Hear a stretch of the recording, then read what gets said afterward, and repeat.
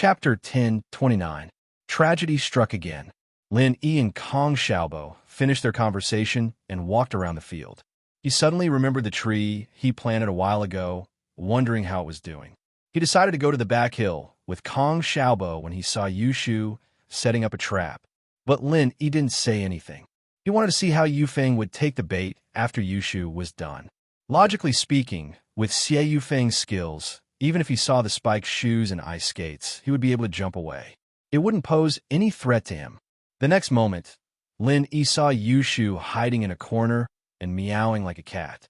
Not long after, Yufeng and the other two cried out as if they were hit by something and fell from the wire. Lin Yi took a closer look and saw Xiao Xiao on the other side of the window, covering her mouth as she giggled. Lin Yi suddenly felt a chill. These two girls were too bad. This Xie Yufeng was really unlucky to have met these two. However, Lin Yi noticed that Xie Yufeng was using qi to protect himself, so Lin Yi came out. He knew that Yufeng was purposely hiding his true strength in front of him, but he didn't mind letting Yufeng have a taste of his own medicine. As expected, the moment Lin Yi opened his mouth, Yufeng dispersed his qi. Yufeng subconsciously dispersed his qi, but after doing so, he suddenly remembered that he had spikes and ice skates on his butt. This was not a joke. If he were to be pricked, would it be any better? Even if his strength was discovered by Lin Yi, he couldn't just watch as he sat on a nail shoe. That was undoubtedly equivalent to courting death. But by the time he realized this, it was already too late. By the time he wanted to circulate his true qi again, it was already too late. He directly sat down on the nail shoe and let out another miserable howl. Peng Hu and Song Ming weren't any better. Peng Hu was fatter, and when he sat on the ice skate cut right between his buttocks and directly cut his balls. His eyes rolled back in pain, and his body twitched as he fainted. Although Wang Tsongming's eggs weren't cut, his buttocks were cut into 4 pieces. He was in excruciating pain. Yufeng realized, tragically, that his anus was prolapsed. Oh! Yushu clapped happily, not expecting Lin Yi to show up. She ran to Lin Yi with a smile. "Shield bro, you're here. They're performing SM." Yufeng heard Yushu's words and almost fainted as well. Performing SM? What kind of performance was that? Was there something wrong with his brain? But he knew that what he was doing couldn't be seen in the light of day. If someone found out that he was peeping, then his reputation in school would be ruined, and he wouldn't be able to chase girls anymore. With that thought, Yufeng gritted his teeth and stood up, enduring the pain. He was truly a cultivator, and his endurance was pretty strong. Kicking the unconsciously Peng Hu, he pulled the howling Wang Tsongming and cursed, "Get up and go to the hospital if you don't want to die." Peng Hu's balls were cut, but Yufeng's kick woke him up, and so he got up from the ground and ran to the hospital with Yufeng and Tsongming. Xiao Xiao, on the other hand, saw Lin Yi from the window. She put the electric baton back into the storage and ran out of the gym as well. This scene was not discovered by the teachers and students who were training over there. After all, they were training in full swing over there, and they were all shouting slogans. Compared to them, the movements here were much quieter. "Lin Yi, why are you here?" Xiao Xiao saw Yushu and Lin Yi talking, not wanting to be outdone. "You too." Lin Yi smiled bitterly. "Aren't you a little too much?"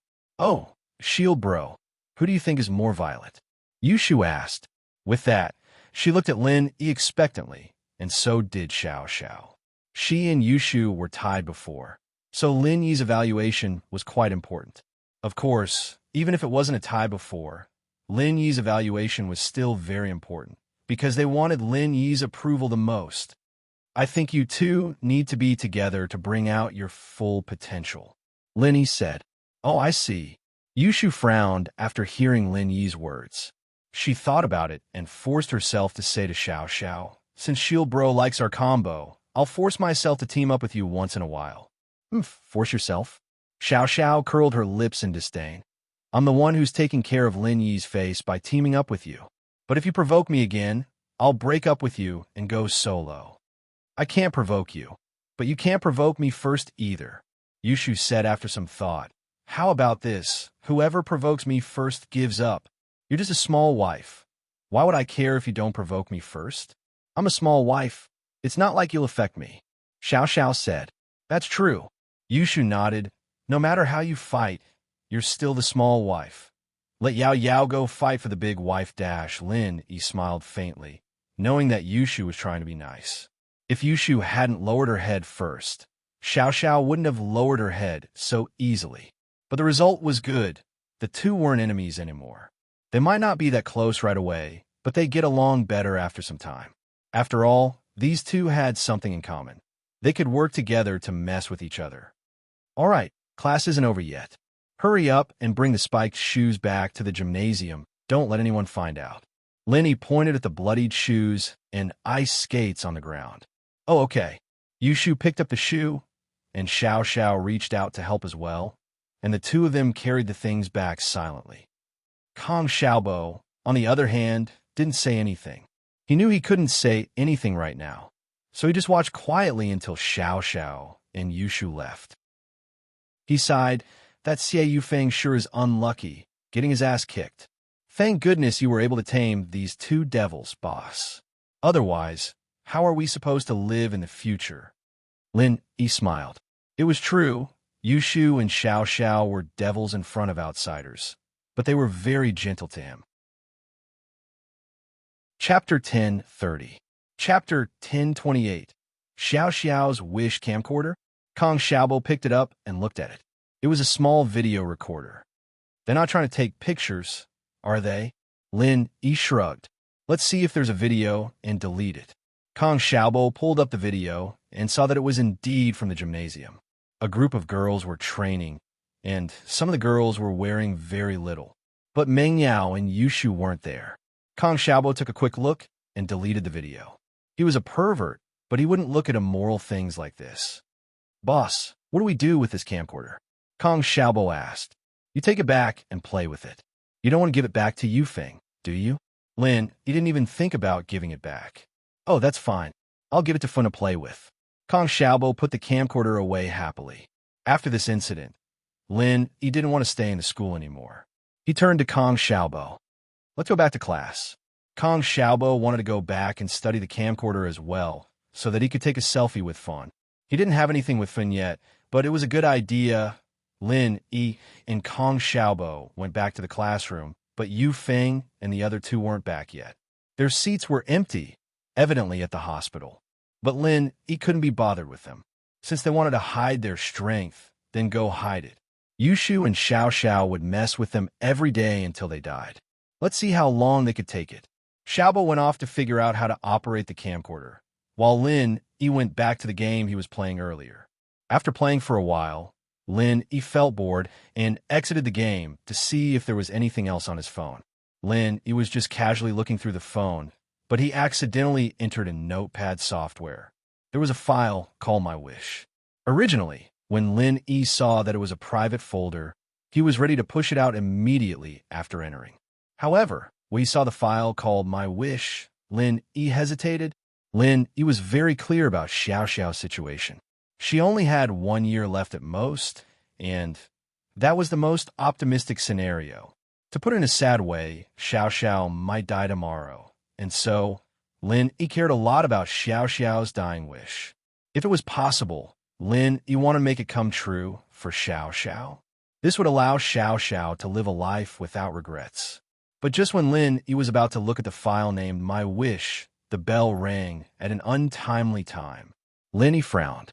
There was some distance between the gym and the school building, but Xiao Xiao would be back in a few minutes. With that thought, Lin Yi didn't hesitate any longer. He opened the file called My Wish and looked at the contents. After opening it, Lin Yi realized that this My Wish document wasn't completed in one day. It was divided into many pages. Each page only had one wish and the date of the wish. If the wish was fulfilled, Xiao Xiao would mark it as fulfilled on the index page. If it wasn't fulfilled, there was no mark. Lin Yi smiled bitterly. If it was all written on one page, Lin Yi might be able to finish it in a few minutes. But if he had to go through it page by page, he might not be able to finish it today. But there was physical education every week, and Lin Yi wasn't in a rush to finish it all in one day. He'd read as much as he could today, and pick the easier ones to help Xiao Xiao first.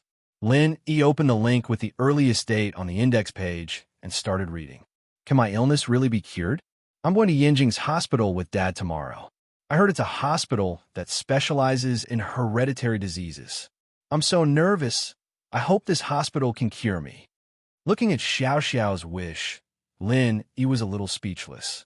If her illness could be cured, why would Lin Yi go through all that trouble to fulfill her wish? This Xiao Xiao's wish was really. But looking at the date, Lin Yi shook his head and smiled bitterly. This wish was written 3 years ago, and Xiao Xiao was probably still fantasizing about her illness at that time. But was this phone Xiao Xiao was using 3 years ago? But thinking about it, Xiao Xiao must have imported it after she changed her phone. Lin Yi closed this wish and looked at the second day's wish. Compared to the first wish, the second one was more normal. I want a sports car. This was a wish he'd written 3 years ago as well, but there was a note at the end that said it had been fulfilled. He didn't have time to look at the ones he'd already fulfilled, so he quickly exited and started looking for the ones that hadn't been fulfilled yet. But in this document, most of the wishes were fulfilled. Lin Yi finally found one that wasn't marked fulfilled and opened it. I really want a best friend. I can talk to her about the loneliness in my heart. I can share my happiness and sadness with her on the same bed. But I'm destined to never have a true friend. I don't want my best friend to feel pain because of my death. Looking at Xiao Xiao's wish, Lin Yi couldn't help but take in a deep breath. His heart was heavy. From the tone of this wish, Xiao Xiao must have known that her illness was incurable. That was why she was feeling this way. Perhaps she had lost all hope of curing her illness. She had a friend, a bosom friend. In the eyes of a normal girl, this seemed like a simple thing. Who didn't have a few true friends growing up? Which girl hadn't slept on the same bed with their best friend? But this simple thing was a dream in Xiao Xiao's eyes, and her kindness, not wanting her death to bring pain to her friends, touched Lin Yi deeply. But this wish wasn't something Lin Yi could fulfill. He couldn't be a best friend. He couldn't just castrate himself, could he? But he could suggest Tang Yun and Shu to be Xiao Xiao's best friends. It wasn't a bad choice. Lin Yi quickly took a picture of the wish with his phone, not daring to waste any more time as he opened the other wish that wasn't marked already fulfilled and started reading it. Chapter 1031. Chapter 1029, A Shocking Wishem. This was a wish that Lin Yi could consider helping Xiao Xiao. It wasn't too much to ask, and Lin Yi could do it too. It was only now that Lin Yi understood that Xiao Xiao wasn't a rebellious girl who liked racing. She had the dream of being a racer. Yes, everyone had a dream when they were young, but as they grew older, these dreams would slowly fade away. What was his dream back then? A farmer? A spring? A little field? Yes, Lin Yi's dream was very simple. When he was with his old man, Lin Yi didn't think that he would become an assassin in the future, nor did he think about what kind of life he would have in the future. He thought that he would be the same as the other kids from the countryside, like Gooden, farming with him to support the family. But after Lin Yi grew up, he started doing all sorts of simple and complicated missions. Lin Yi didn't know what his dream was anymore. These days of wandering were his life, and when he was free, he would chat with Gooden in his old home. It was the most relaxing time of his life. As time went on, he grew up, and so did Gooden. His fate changed with his old man, and he was destined to never be a farmer. And Gooden's fate changed because of him as well. He was destined to never be a normal farmer. He had to be a farmer in his old home. Thinking of Gooden, Lin, he started to miss him. He hadn't seen him in a while, and he wondered if he was done with the spring plowing. He should be done, right? He needed to find some time to call him and ask him to come to Songsan. And so, other than his childhood, Lin Yi's life right now was the most relaxing he'd ever had. He had food, he had beauties, and while it was dangerous, Lin Yi enjoyed it. But even so, Lin Yi still felt that his life was better than Xiao Xiao's. His life was uncertain, but he had a friend, Gooden. Gooden was a bit rash and reckless, but Lin Yi liked him. At the very least, he was a straightforward person. Whatever Lin Yi said to him, he would only chuckle and would never spread it out. So, Lenny didn't hide anything from Gooden, and Gooden was a loyal listener. Shaking his head, Lin Yi suddenly remembered that he didn't have much time left. Class had ended, and he was looking at Xiao Xiao's wish when he got distracted. Lin Yi didn't dare waste any time. He quickly took a photo of Xiao Xiao's wish and closed it to read the next one. I also want to be in a relationship and have a boyfriend who cares and cares for me. I'm so envious of other people under the moonlight, but I can't hurt others. If I die, my lover will be sad. However, this wish was divided into two. The first was written 2 years ago, and below this wish, there was another annotation. But the date was the most recent. I've decided I want to be in a relationship with Lin Yi, who told him to pee on me and set off firecrackers on my butt. I want revenge. I want him to fall in love with me, and then I'll die in front of him. Xiao Xiao, you have to work hard. Lin Yi sweated as he looked at the message. No way. He'd felt that something was wrong with Xiao Xiao before. Going from hostility to liking him. Wasn't that a little too fast? He looked at the date. It was the day Xiao Xiao changed her attitude towards him. But there was another annotation below this one, and Lin Yi couldn't help but sigh. Is this what love feels like? It's so nice, I hope I can live forever. This comment was dated last night, and looking at it, Lin Yi's heart was heavy. The meaning of this comment was clear, and that was that Xiao Xiao's revenge mentality had changed. She wanted to live forever. What revenge was there to talk about? Lin Yi smiled bitterly. It seemed that Xiao Xiao had made it real. But this was a wish that was being fulfilled, and it was almost done. Lin Yi didn't need to worry about it anymore. No matter what Xiao Xiao's motive for liking him was, Lin Yi could understand and tolerate it. Thinking about Xiao Xiao's background and personality, Lin Yi didn't blame her for going too far back then. Think about it. If it were Yushu, she'd go crazy even if someone peed on her head, let alone set off firecrackers on her. But wouldn't she? Xiao Xiao, on the other hand, used a self-destructive strategy to get into a relationship with Lin Yi, wanting Lin Yi to lose her after falling in love with her. This wasn't revenge at all, but an indulgence for the last moments of her life. Lin Yi closed this wish and went on to the next one. I saw a TV show today. The main male and female characters were watching the sunrise together, cooking breakfast with seawater. It's so romantic. I want to eat poached eggs.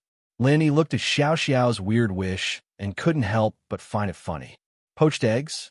Eating poached eggs while watching the sunrise? Why didn't it match? But since it was Xiao Xiao's wish, Lin Yi still took a picture with his phone. After all, this wish was easier to fulfill. There wasn't much time left, and Lin Yi closed this wish and quickly read the next one. Su Shirhan is so pretty. If only I were a guy, I'd be able to push her down. Lin Yi opened Xiao Xiao's wish and was exhausted. Lin Yi didn't seem to be able to fulfill this wish. He couldn't just give her a sex change operation, could he? But that was only the first half of the sentence. There was more, and Lin Yi kept reading.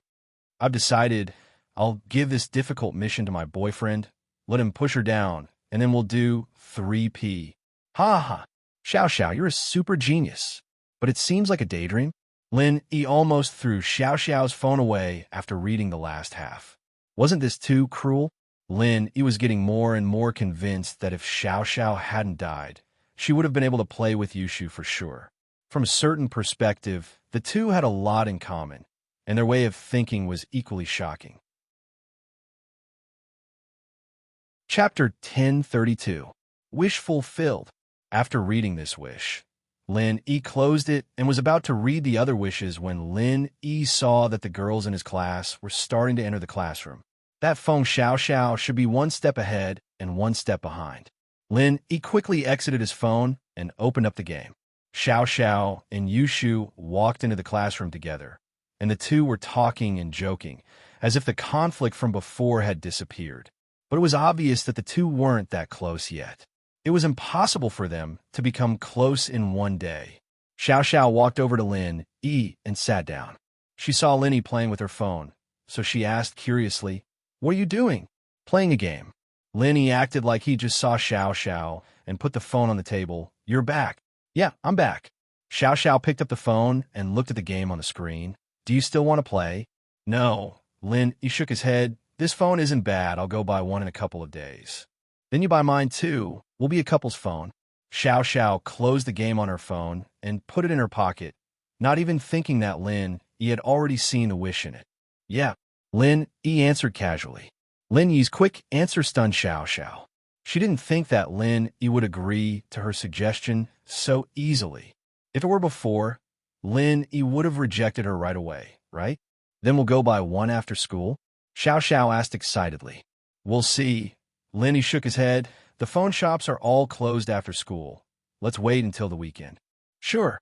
Xiao Xiao heard the first half of the sentence and thought that he was just brushing her off again, but the second half told her that it wasn't the case. She was happy once more. Xiao Xiao, why do you always want to learn how to race with me? Lin Yi brought the topic to Xiao Xiao's wish. Lin Yi used to think that Xiao Xiao was just messing around, ignoring the fact that it was her dream to be a racer. Because I'm interested in cars. After watching Fast and Furious, I wanted to be a racer. Xiao Xiao didn't hide it and smiled. But I know that's impossible. My skills are just SOSO. Who would let me race? Oh, I see. Lin Yi nodded. I thought you were just messing around. If you really want to be a racer, I can teach you. Really? Xiao Xiao's eyes went wide. Happiness came too abruptly, and she wasn't prepared for it. Good things kept happening these 2 days, and Xiao Xiao didn't know how to react. She felt like she was dreaming. It was too surreal. Of course it's true. I never lied to you when I promised you something. Lin Yi smiled. Ugh. Xiao Xiao was so excited she couldn't speak, but after the excitement passed, she sighed, Man, forget it. I don't think I'll learn it. You can't learn how to drive in a short time. You need constant training. I don't have that much patience. Xiao Xiao said that, but it was just an excuse. What she was really worried about was that she didn't know how much longer she could live. She only had a few months left in her life, and even if she went to learn how to drive, she wouldn't be able to do much. She might as well use this time to do something else. But Lin Yi understood the meaning behind Xiao Xiao's excuse. Xiao Xiao said she didn't have that much patience, but she didn't have that much time left. Lin Yi sighed in his heart, but didn't show anything on his face. Songshan should have those underground racetracks too, right? Have you been there? Of course I have, of course I have. Xiao Xiao perked up at the mention of racing, as if she'd forgotten her sadness. It's on Mount Belong's Coiling Mountain Road. It's an underground racetrack, and there's a race every Friday night. People who love racing go there to practice too. Oh, have you participated in a race before? Lin Yi asked with a smile. My skills aren't good. I can only practice. I won't be able to do it in a real race. Xiao Xiao shook her head. At most you'll lose. What else? Lin Yi found it strange. At least you'll be able to participate in a race. It's an experience. It's not that simple. The loser has to pay the price. Xiao Xiao shook her head. The loser has to give the winner 200,000. Where would I get that much money? I'd be better off selling myself. Lin Yi clicked his tongue inwardly. As expected, there was some profit involved in this. There wouldn't be a race for no reason. 200,000 wasn't much to Lin Yi, but it was a lot to Xiao Xiao. If she had the money, she wouldn't have just bought an Audi TT. She'd have bought an Audi R8 or something. Then does it mean I get 200,000 if I win? Lin Yi asked. No, the winner only gets 150,000 and the other 50,000 goes to the organizer. Xiao Xiao said. Oh, this organization is quite profitable. Lin Yi said faintly, but this didn't have much to do with Lin Yi, so Lin Yi couldn't be bothered. Ling Shan didn't even care, so why would Lin Yi care about some underground racetrack organizer? Yeah, there's at least 10 races a week. That's 500,000. You can even buy a car. Xiao Xiao said enviously. But winning 150 isn't bad either. We'll go racing on Friday and get a phone. Lin Yi smiled. What do you think? You? You want to go racing with me? Xiao Xiao's eyes went wide. Yeah, you don't want to go? Lin Yi asked. Yes. Xiao Xiao nodded, afraid that Lin Yi would change his mind. Really? That's great. Ha ha ha ha. I can go racing too. You want to drive? Lin Yi was speechless at Xiao Xiao's happy face. Lin Yi was the one driving in the racetrack, and Xiao Xiao would lose for sure. Ugh. Yeah, I lose the moment I start. Xiao Xiao was a little depressed. Lin Yi looked at Xiao Xiao's face and made a decision in his heart. It was a risky decision, but it wasn't much to Lin Yi. It was something he could control.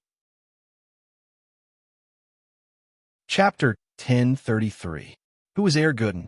Looking at her beloved sports car, Xiao Xiao felt the urge to smash it. Sports car, it's not that I don't like you. It's just that I seem to like Lin Yi more, Xiao Xiao grumbled as she got in the car and started the engine.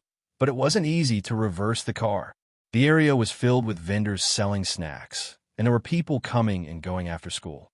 In the past, Xiao Xiao didn't even need to reverse her car. She could just turn around and leave, but today there was a Lamborghini next to her car, so she had no choice but to reverse. Lin Yi frowned when he saw this. This Xie Yufeng was going to the doctor, but he didn't drive the car away. In truth, it wasn't that Yufeng didn't want to drive it away. It was because he couldn't. His butt was cut, and it would hurt even if he sat down, let alone drive. Yufeng, Songming, and Penghu called an ambulance right away, not even thinking about driving. I can't get out. Lin Yi, help me get the car out. Xiao Xiao wanted to say that she wouldn't drive home, but she couldn't bring herself to say it. Whose car is this? Why isn't it driving away? Tang Yin looked at the Lamborghini curiously as well. She didn't know what kind of car it was, but it shouldn't be cheap.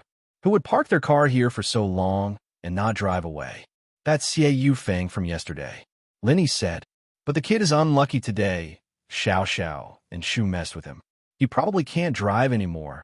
He's in a hospital getting some medicine. Oh, what's going on? Tang Yin was curious and confused.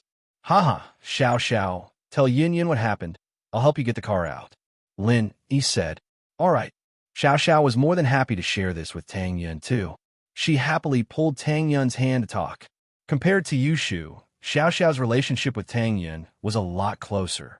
The two had lunch together, and they were even more in sync now. In fact, this was because Xiao Xiao was trying to get to know Tang Yin, and Tang Yin was doing it on purpose. That was why their relationship improved so much. Lin Yi walked over, but he didn't get in Xiao Xiao's car. Instead, he went to Yufeng's Lamborghini and raised his leg to kick it. Bang! A loud bang sounded, and the Lamborghini was kicked sideways by Lin Yi. But Lin Yi didn't stop there. He kicked it again, and the car moved sideways again. Lin Yi frowned and kept kicking, and soon, the brand-new Lamborghini was full of dents from Lin Yi's kicks, and the alarm went off. But the people on the food street all knew Lin Yi, and they knew how domineering Lin Yi was. No one tried to stop him, and some were even gloating. This stupid car owner was blocking Lin Yi's way. In the blink of an eye, the Lamborghini was kicked to the bottom of the wall by Lin Yi, and the driver's door was stuck to the wall as well. If he didn't climb over from the passenger seat, he wouldn't even be able to drive the car away. Xiao Xiao and Tang Yin were stunned as they looked at Lin Yi. But Lin Yi had done too many ruthless things. Lin Yi had torn down Zhao Qibing's skyscraper twice, let alone a car. Tang Yin was already used to it, but Xiao Xiao couldn't close her mouth. Damn, that's so cool. Xiao Xiao didn't expect Lin Yi to be this strong, sending the Lamborghini to the wall with just a few kicks. Yufeng would probably be crying tomorrow morning when he saw his new car in the corner of the wall, riddled with scars, wouldn't he? It's done. Lin Yi walked back casually, as if he wasn't the one who kicked the car. He walked to Tang Yin and Xiao Xiao. Let's go. Xiao Xiao told Tang Yin about Yufeng's tragic experience, and Tang Yin started to sympathize with the guy. He was beaten up by gangsters yesterday, and today he was sitting on a nail shoe. Not only that, but his new car was destroyed by Lin Yi. Why was this guy so unlucky? Did he have to go to the West to seek scriptures and come here to suffer? Xiao Xiao didn't want to leave, but she didn't want to make it too obvious. Since Lin Yi had cleared the obstacles around her car, she could drive it out smoothly. The Volkswagen Beetle and Audi TT left the food street behind the school. Lin Yi sent Tang Yin to the hospital and parted ways with Xiao Xiao at the intersection ahead. How's the renovations going? When can we move in? Lin Yi asked as he drove. Mom went to check yesterday, and she said it's almost done. We're just missing the furniture and appliances. We'll be able to move in after a couple of days. Tang Yin said, the new house smells. Fatty Lai used environmentally friendly materials, but it's impossible for there to be no harmful gases. You should get Ani to buy some charcoal and sprinkle it around. Don't worry about money. Lenny nodded. Yeah, I know. Tang Yin obviously knew what kind of person her mother was. She couldn't help but laugh at Lin Yi's words. I really need to talk to her about it. Tell her not to be greedy. Just say that the smell of the renovations affect fertility. If you can't have a baby after smelling it, I won't want you anymore. Lin Yi said to Tang Yin. Huh? Tang Yin blinked and blushed. What kind of lousy reason is that? Lousy reason, but it'll definitely work. Lin Yi smiled. Tang Yin nodded. She had to admit that Lin Yi's method was effective. This was related to her health and the future baby's health. No matter how stingy a mother was, she couldn't risk her own life. Then, if I really can't have a baby, will you still want me? Tang Yin suddenly thought of something. What if there really was something wrong with her body? She had never had a baby before. Who knew if she could have a baby? Ha! I can cure it. Lin Yi smiled. Tang Yin was a little disappointed. She actually wanted to hear him say that he wanted it, not that he could cure it. The results were the same, but Tang Yin was a girl after all, and sometimes she liked to hear romantic words. Lin Yi drove Tang Yin back to the hospital and drove home. He called Widow Wang's grocery store in the village. However, the phone rang a few times and no one picked up. Just as Lin Yi was about to hang up, someone picked up. It wasn't Widow Wang's voice. It was a man's voice. Hello, West Star Mountain Village. Which one are you looking for? Hello, can you help me find Erguden? Lin Yi didn't know who this person was. He said politely, Erguden? Who is it? The person froze. Chapter 1034. Hercules Erguden. Lin Yi paused, but he remembered that Erguden was just a nickname. Erguden's real name wasn't Erguden, so people who weren't familiar with him wouldn't know. But everyone in Star West Village should know this name. But Lin Yi still said, it's Zhou Jiaming. Zhou Jiaming was Erguden's real name. Of course, in the village, people called people by their nicknames. Very few people called people by their real names. This was different from the city. Zhou Jiaming? The man on the other side of the line paused, but he still said, wait, I'll ask for you.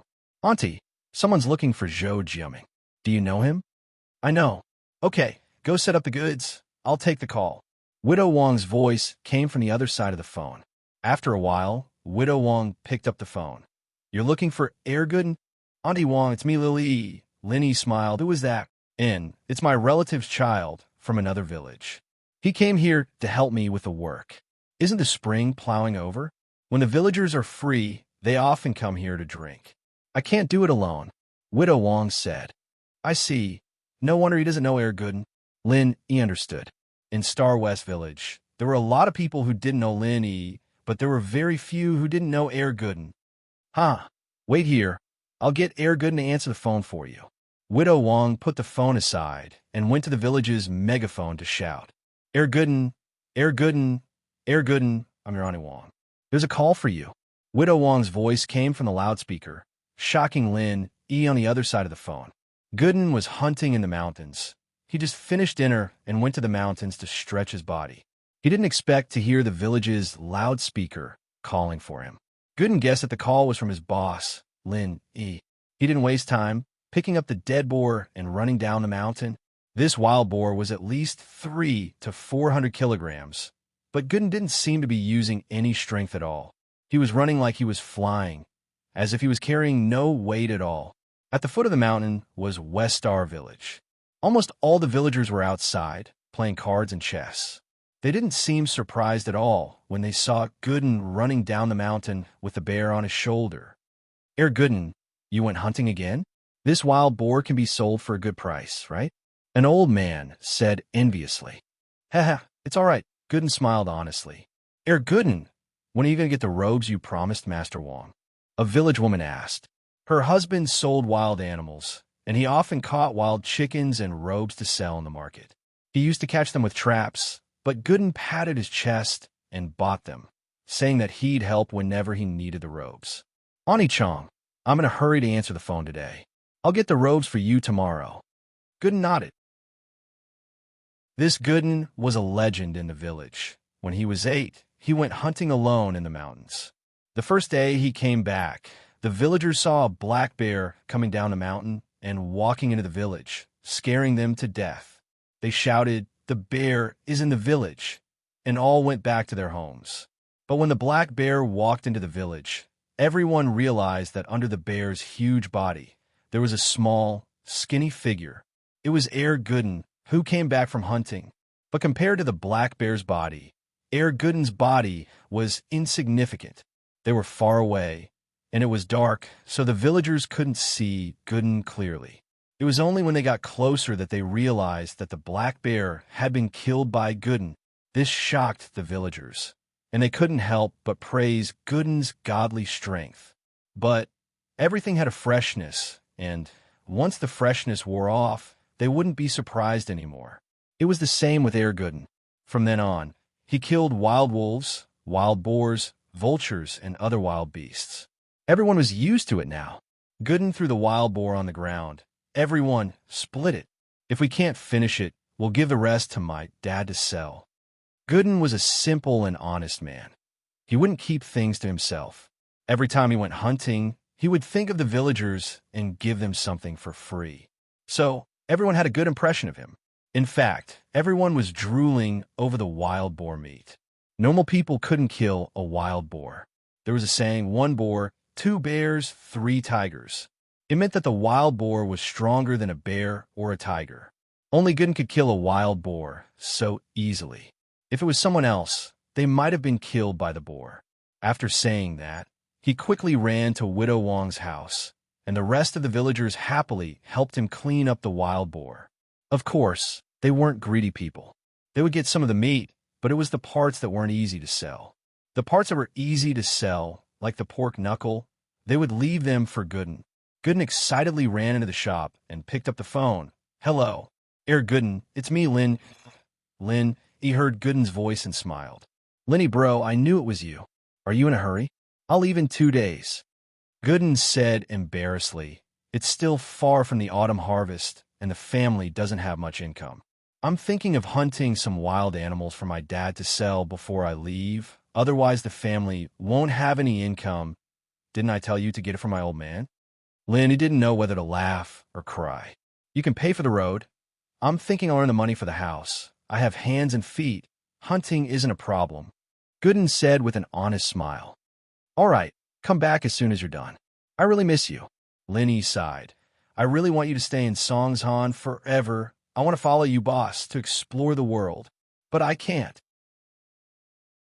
Gooden frowned and said helplessly, "I can't leave home for too long." "That's right.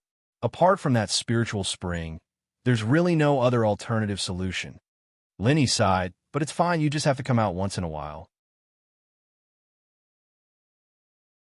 Chapter 1035.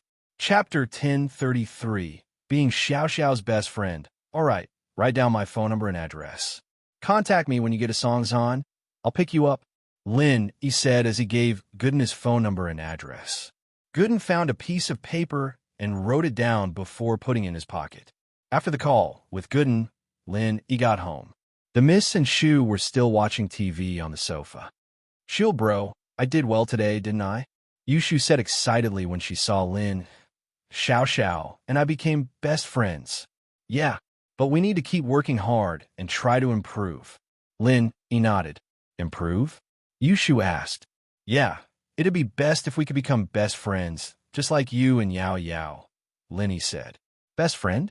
That's not possible, right? She's my love rival." Yushu scratched her head, troubled. Lin, he didn't say anything.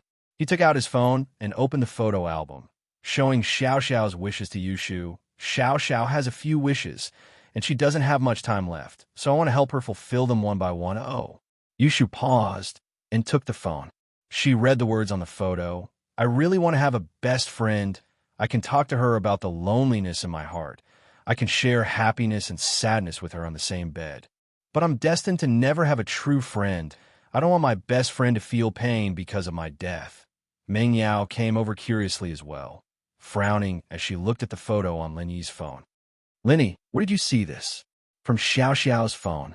Linny didn't hide it. There's a file called My Wish. I just opened it. I didn't think I see. Meng Yao nodded. Xiao Xiao's wish moved Meng Yao. Having a best friend was a normal thing, but in Xiao Xiao's eyes, it was an extravagant wish. Especially Xiao Xiao's reason. It made Meng Yao feel even more bitter. What a great spirit it is to not let a good friend be sad. Shoo, we want to be Xiao Xiao's best friends. Meng Yao raised her fist and said word by word. Oh, okay. Yushu nodded after seeing that Meng Yao had agreed. To tell the truth, most of what she did today was to coax Xiao Xiao, but being a BFF wasn't as simple as that. If she didn't open her heart to Xiao Xiao, then she wouldn't be a BFF at all. Xiao Xiao only wanted to be Lin Yi's small wife, and she wasn't a threat to her position at all. Plus, she was about to die, so Yushu didn't think much of it. The two came to an agreement, and the matter was settled for now. But Yushu suddenly realized that the picture wasn't the last one, so she kept scrolling. Lin Yi wanted to stop her, but it was too late. Yushu's hands were faster, and she was already scrolling. If Lin Yi were to take the phone back now, it would mean that something was wrong. Lin Yi couldn't help but regret taking a picture of that threesome wish. Yushu and Meng Yao read Xiao Xiao's other wishes, but they weren't really interested in things like racing or watching the sunrise. It had nothing to do with them, but when they saw Xiao Xiao's threesome, their eyes went wide, their mouths wide open. I've decided I'll give this difficult mission to my boyfriend, let him push her down, and then we'll have threesome. Ha! Xiao Xiao, you're a super genius. But seems like a daydream? Yushu and Meng Yao couldn't help but look at each other after reading the content on the phone. After a long while, Yushu sighed. Holy shit, this Xiao Xiao is even stronger than me? She wants to do threesome with a superstar? I just want to do it with Yao Yao. Shu, what the hell are you talking about? Meng Yao glared at Yushu, suddenly feeling a sense of regret. One Shu was enough to give her a headache, and she actually agreed to be Xiao Xiao's best friend? Xiao Xiao was someone similar to Shu, and if she were to become her best friend, wouldn't she be breaking down all day long? After the two of them got together, wouldn't the already shocking idea become even more shocking? This Xiao Xiao wanted to do threesomes, and with just a discussion with Yushu, they'd be able to do 4 or 5. Hee hee, but that's a good wish. Su Shirhan is Yao Yao's my idol too. Shield bro, you need to work hard. Yushu waved her phone at Lin. I don't mind doing threesomes with a superstar. 4 or 5 with Yao Yao. Lin, he held his forehead, speechless. His heart was exploding. This sounded exciting, but Lin, he just couldn't believe it. Meng Yao slapped her forehead as well, almost fainting from the shock. What was she supposed to do now that Yushu had said it out loud? What was she supposed to do? What was she supposed to do in the future? I'll go check on Faubert. Lin, he took the phone back from Yushu and walked to Faubert's room. I'll go wash up and sleep, Meng Yao said, defeated. I'll go too, Yushu said happily, following Meng Yao like a shadow. Lin, he walked to Faubert's room. The door wasn't locked, so he pushed it open and walked in. Faubert was practicing on his bed when he felt Lin Yi walk in. He opened his eyes slowly. You're back? Evidently, he didn't hear the conversation between Lin Yi and Meng Yao in the living room. He could only sense movements within a certain range. Yeah, how is it, Faubert? Lin Yi nodded. I've already started training my family's martial arts again. Golden class late phase peak. This is a good starting point. I'm already satisfied. Uncle Fu said this from the bottom of his heart. He didn't seem to be forcing it at all. Faubert, I want to try again. Lin Yi said, unwilling to give up. What he didn't understand was that since Uncle Fu could absorb the spiritual chi of heaven and earth, why couldn't he absorb the universal energy in the space of the jade pendant? Chapter 1036. A strange case. Lin, who didn't say much and walked in front of Faubert. He placed both of his hands on Faubert's meridians and activated the art of dragon mastery. Uncle Fu also cooperated and began to circulate his family's incantation. 10 minutes later, Lin Yi gave up decisively. There was no effect at all. The situation was the same as before. Lin Yi couldn't give his energy to Faubert, and Faubert wouldn't absorb the energy Lin Yi gave him. It seemed like it was like what Jiao Lao said. There was a limit to the level of this energy transfer. He could only transfer energy to practitioners who were of a lower level than him, and the peak of the lower level was the final bottleneck. In other words, as long as he didn't reach Earth class, he wouldn't be able to make Faubert and General Weiwu into Mystic class. At first, Lenny thought that his ability to mass-produce masters was already very powerful, but now it seemed like it was useless. Although he could create Golden-class masters were still a rare existence in the secular world, and they were extremely rare. A Golden-class master was already very powerful, but the problem was that the enemies and pressure Lin he was facing now didn't come from the common world, but from the noble houses of a higher level. In these noble houses, Golden-class masters were very common. Most of them were Mystic-class masters, and there were even some Earth-class masters. In front of these people, the two Golden-class masters, Faubert and General Weiwu, were useless. Lin, he had to rely on his own strength to face them. Forget it. It was better than nothing. Lin he sighed. Some people wanted Golden-class masters, but didn't have them.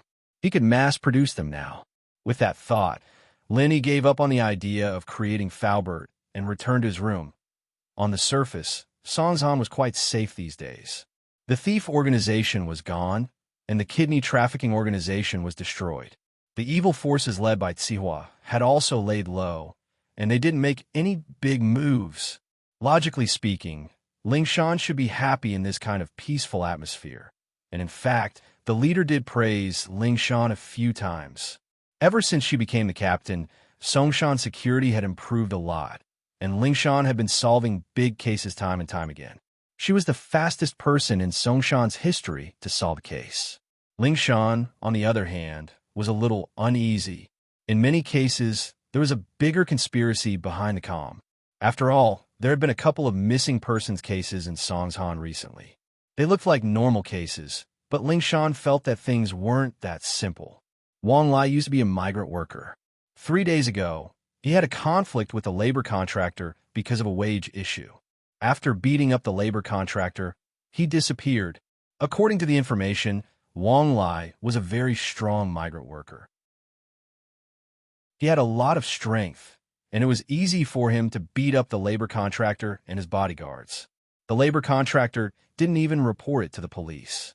It was a street vendor selling snacks near the construction site who saw the fight and called the police. Wang Lai's disappearance made everyone think that he ran away. The police who went to investigate the case, naturally, wouldn't interfere. After all, the labor contractor said that it was fine, and he didn't want to pursue the matter. This could be seen as a normal civil dispute. If the victim's family didn't want to pursue the matter, why would they? Besides, the labor contractor wasn't hurt, not even a light injury. Therefore, the police simply recorded it down and left. If it weren't for the fact that something similar had happened recently, this seemingly random case wouldn't have caught Lingshan's attention. Now that the case was in front of Lingshan's desk once more, she frowned at the unusualness of it. Although Wang Lai injured the labor contractor before, the labor contractor did not suffer much damage. There were just some bruises on his body and some scratches on his face. The same was true for the bodyguards. They did not even have any broken bones. Under these circumstances, was there a need for Wang Lai to run away? Even the police didn't want to arrest him. Why would he run? From the labor contractor's words, it was obvious that he was unlucky. Wang Lai could have found out about these things by asking around, but Wang Lai disappeared. The second case was similar to this one. Sun Kaoli was a stevedore for a freight company. When he was working, he accidentally broke a piece of glassware. His boss didn't say anything. He didn't even mention deducting his salary. Yet, Sun Kaoli disappeared. Why the hell was Sun Kaoli running? When Sun Kaoli disappeared, the boss felt that something was wrong and called the police. But after calling the police, they realized that nothing was missing from the company, and the reason for Sun Kaoli's escape was something they had to think about. Of course, this wasn't much. If these two missing cases were coincidental, then what about today's case? Yang Maolin was a small gangster bullying people around the market. Today, when he was collecting protection money, he bumped into someone who was serious, and so he used the scale plate on the side to smack the guy's face into a pulp. After washing away the blood, it was just a nose bleeding. It wasn't a big deal at all. Everyone thought that this was over, and the guy who got beaten up would obediently hand over protection money the next day. It wasn't like Yang Maolin hadn't beaten up merchants before. There were a lot more serious cases, but it wasn't a big deal. But the guy who got beaten up wasn't happy and called the police. The police came to mediate the situation. After all, Yang Maolin was the manager of this farmer's market, and he was collecting money for benefits.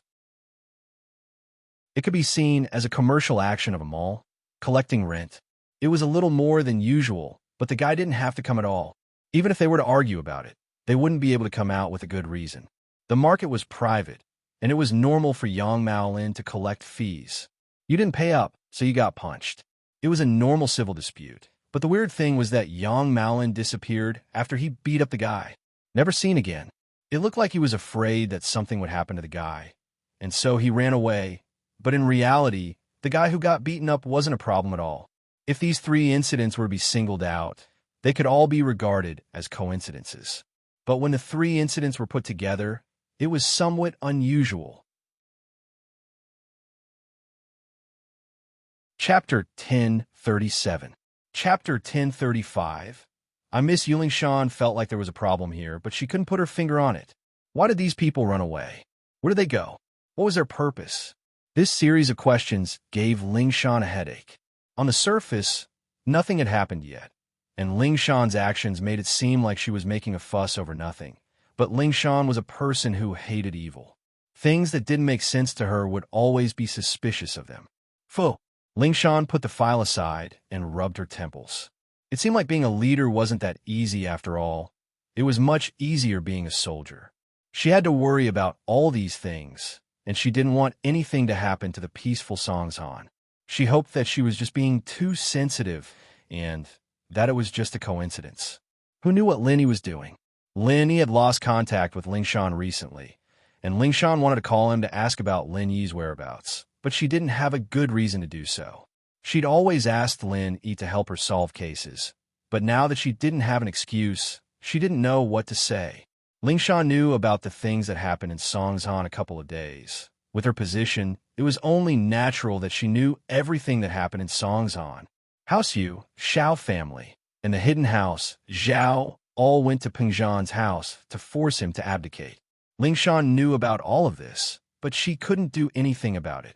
She came from a noble house, and she knew that when it came to noble houses, the rules and methods of the common world didn't have much of an effect on them. Lingshan really wanted to help, but thinking that she was a golden class late phase, she knew that she wouldn't be able to do anything. She'd just be a burden, and so she gave up on that idea. But hearing that Lin Yi had lost all his strength and was forced into a corner, Lingshan was still a little worried. She didn't know why, but she had this inexplicable feeling towards Lin Yi. Lin Yi was the first man who dared to act arrogantly in front of her, and all the other noble house's disciples always praised her. But Lin Yi called her Miss Braindead.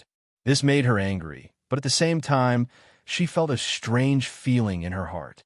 She was angry, but she couldn't fight back, and she didn't dare to. She could only accept it, and slowly, she started to like this feeling of being conquered. Sometimes she even thought that she was a bit of a masochist. But she shook her head. She didn't want to fight back, didn't she? However, there was no way to resist, so he could only compromise. It was just a habit that had become second nature. Lingshan couldn't stay calm at the thought of Lin Yi. She hurriedly tidied up the documents on her desk and glanced at the clock on the wall. It was already past 9. Lingshan was single, and because of her profession, she would sleep in the resting room when she worked late. She washed her face, brushed her teeth, and laid on the bed. She wanted to call Lin Yi, but she couldn't fall asleep. She washed her face and brushed her teeth before lying on the bed. She wanted to give Lin Yi a call, but couldn't fall asleep after tossing and turning. She looked at the time. It was already 10, and she was afraid that Lin Yi would fall asleep. But for some reason, she still picked up her phone and called Lin Yi. Lin Yi, naturally, wasn't sleeping. He had just returned from Faubert's place and was taking a shower when Lingshan's call came in. "Hello." Lin Yi picked up. "It's me," Lingshan said carefully a little hesitant. "Oh, what's up?" Lin Yi asked. Ling Shan usually didn't call him for anything good. Either she couldn't catch the bad guys, or she had some trouble that she needed his help with. And nothing. Ling Shan was a little awkward. She didn't know what she was thinking, but she didn't know what to say when the call went through to Lin Yi. Nothing? Why would you call me then? Lin Yi was confused. As far as he was concerned, Ling Shan would always call him for trouble. But Lin Yi had always helped as much as he could. Ling Shan's hesitation made Lin Yi think that something big had happened. So he said, "Is there something troublesome that you need my help with?" And nothing. Ling Shan had been very bold these past few days, but it was only temporary. It had been a few days since she contacted Lin Yi, and she found it hard to talk about it. "Then I'll hang up." Lin Yi didn't know what was going on. "If you have something to say, just say it. Why did you call me?" "Don't hang up." Ling Shan hesitated, but seeing that Lin Yi was about to hang up, she got bolder. She was already prepared to give up, so she didn't care anymore. I miss you." "What?" Lin Yi paused. "What did you say?" Mr. misses you." Ling Shan didn't hold back anymore and said it boldly. Lin Yi frowned. He didn't have much of a good impression of Ling Shan. He admired her, but it was only because of her body. As for her personality, Lin Yi didn't really like it. Although Ling Shan had changed a lot recently, Lin Yi didn't think of it as a relationship at all. As far as he was concerned, he and Ling Shan weren't the same kind of people, and Ling Shan would never understand his life. So, Lin Yi purposely kept a certain distance from Ling Shan. This was also the reason why Lin Yi didn't go any further when he saw Ling Shan's naked body in the basement of Jiang Wen's kidney trafficking organization. It would be a lie to say that he wasn't moved. Lin Yi was a normal man, but Lin Yi had better self-control. If he only relied on impulse to do things, then Lin Yi wouldn't be able to live until now. Now, Ling Shan's hints were a little obvious, and it gave Lin Yi a headache. He decided to find a chance to have a good talk with Ling Shan. Lin Yi didn't think that Ling Shan really fell in love with him. With Ling Shan's strong personality, Lin Yi could guess the reason why she would have feelings for him. Chen Yuqian and the other pursuers were all obedient to Ling Shan, but Lin Yi was someone who did the opposite. This made Ling Shan feel fresh. Chapter 1038. Help me level up. But none of this was the reason why Ling Shan fell in love with Lin Yi. The time they spent together was limited, and Lin Yi hadn't even spent as much time with Ling Shan as Xiao Xiao did. How could she have feelings for him? If she were to talk about feelings, it was all because of the chaotic scene in the basement. Maybe things wouldn't be like this anymore once she thought it through. And so, Lin Yi said to Ling Shan, "You miss me?" "Yeah." Ling Shan nodded without hesitation. "What do you miss?" Lin Yi asked. I want you to help me level up." Ling Shan blushed. If someone else said this, it would be a very normal thing to say. For example, when Faubert told Lin Yi to help him level up, it wouldn't be a big deal. He was just asking Lin Yi to use his energy to help him level up. In fact, Lin Yi had been helping Faubert level up for the past few days. But Ling Shan asking Lin Yi to help her level up was a little ambiguous. How and under what circumstances did Ling Shan break through last time? Both Lin Yi and Ling Shan knew it very well. This kind of breakthrough method gave Lin Yi a headache. Lin Yi was Ling Shan's fantasy partner, and he broke through just like that. It was a little unbelievable, but it really happened. Of course, Lin Yi didn't think that was the reason for the breakthrough. It was just a trigger. If that was the case, Ling Shan would have reached Sky class a long time ago. So this method wasn't going to work. Ling Shan was already at the point of breakthrough, and that thing was just a trigger. Of course, Lin Yi didn't delve too deeply into it. This wasn't something he could understand. Every family's practice was different, and Lin Yi didn't have the time to study it.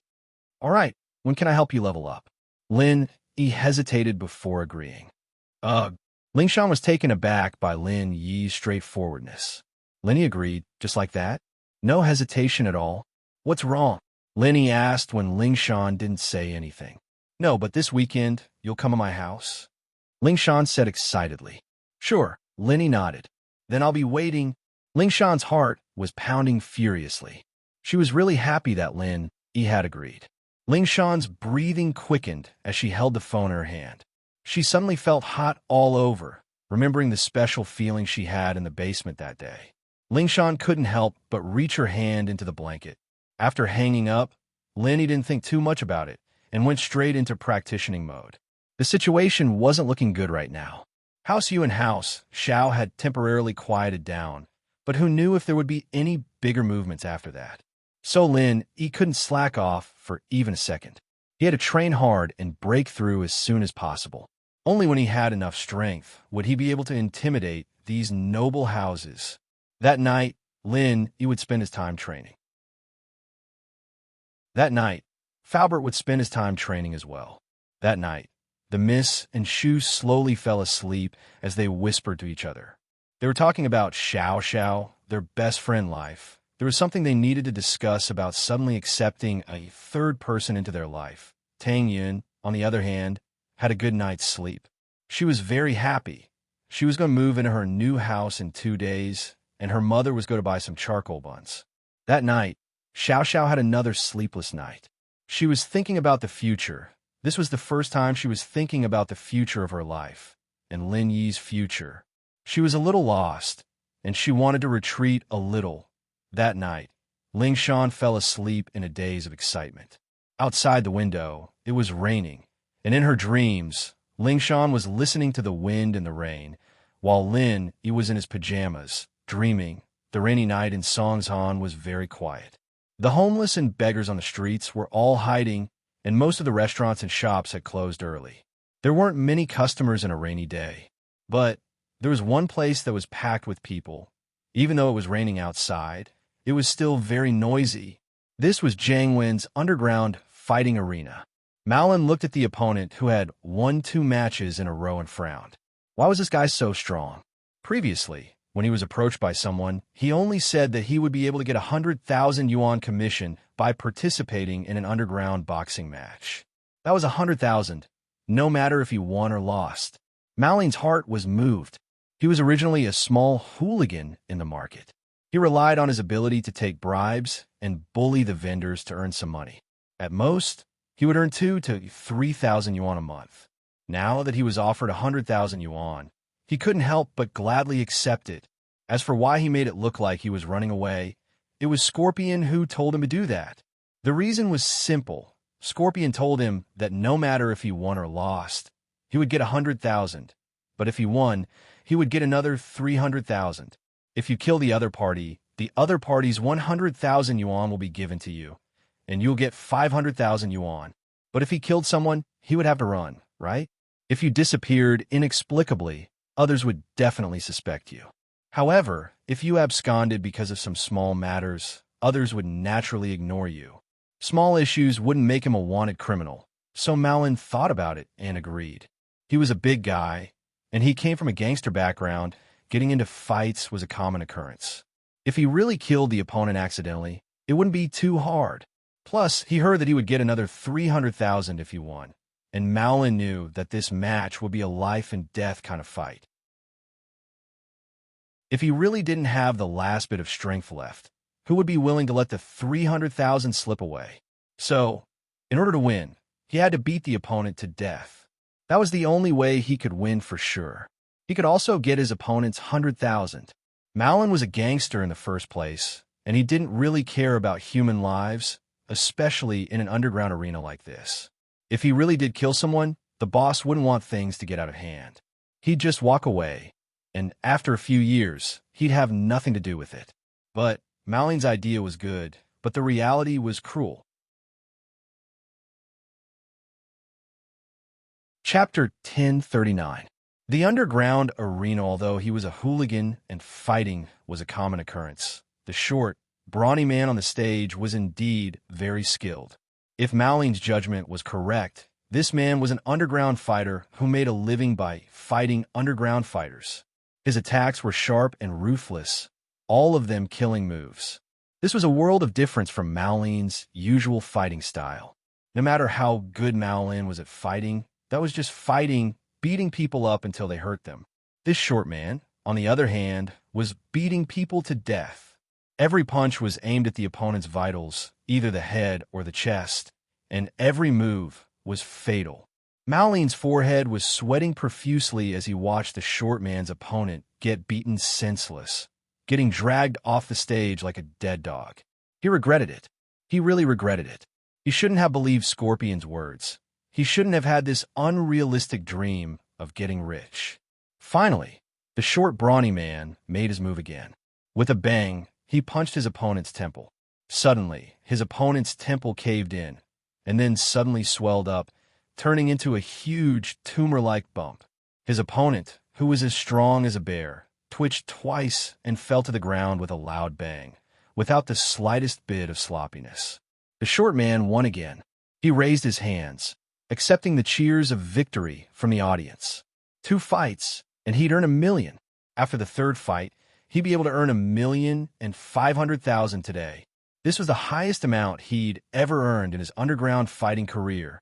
Otherwise, the short man wouldn't have come all the way from Thailand to Songsan.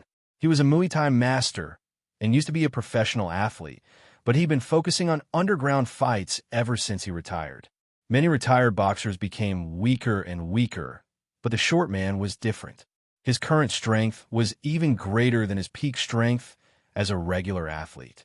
Especially after learning some killer moves from a third-rate assassin, he became even more powerful. Of course, that wasn't all. The reason why he was so powerful was because he had embarked on the path of a cultivator. He was a physical cultivator, and he was about to reach the golden rank. That was why his strength was so tyrannical. Scorpion bro, I don't want to compete anymore. Malin was sweating as he watched the stream. He loved money, but he didn't want to die. The life and death agreement has been signed. You only have one choice, and that is to fight. Scorpion said coldly, I just won't participate. What do you do to me? Life and death agreement? Don't think that I'm just a hooligan. This kind of thing is not valid in the law. If you want me to fight him, I'll die if I go up. In order to survive, Malin didn't care if he fell out with Scorpion, even though he knew that there had to be a huge power behind this arena. Oh. Scorpion smiled coldly as he pointed his gun at Malin. Then you can die now. GA. Malin froze as a gun was pointed at his head. He started shaking. You guys, you can live if you participate in the competition, and you can even get the prize money. Scorpion humphed. If you don't participate, you won't get a single cent. Die now. Malin was stunned. He was just a low-level hooligan. He'd never seen a gun before. Being pointed at with a gun made him shiver all over. He didn't doubt that Scorpion would kill him. After all, he'd seen the short man kill 2 people with his own eyes. This meant that they weren't afraid of dying here, and so he knelt down. And so Malin gave in, kneeling on the ground. Scorpion bro, I really don't want to die. Please, I don't want to die. I haven't lived enough. Don't want to die? Scorpion sighed and put on an act. Then wait, I'll go ask the boss. Okay. Malin didn't dare hesitate. He nodded quickly.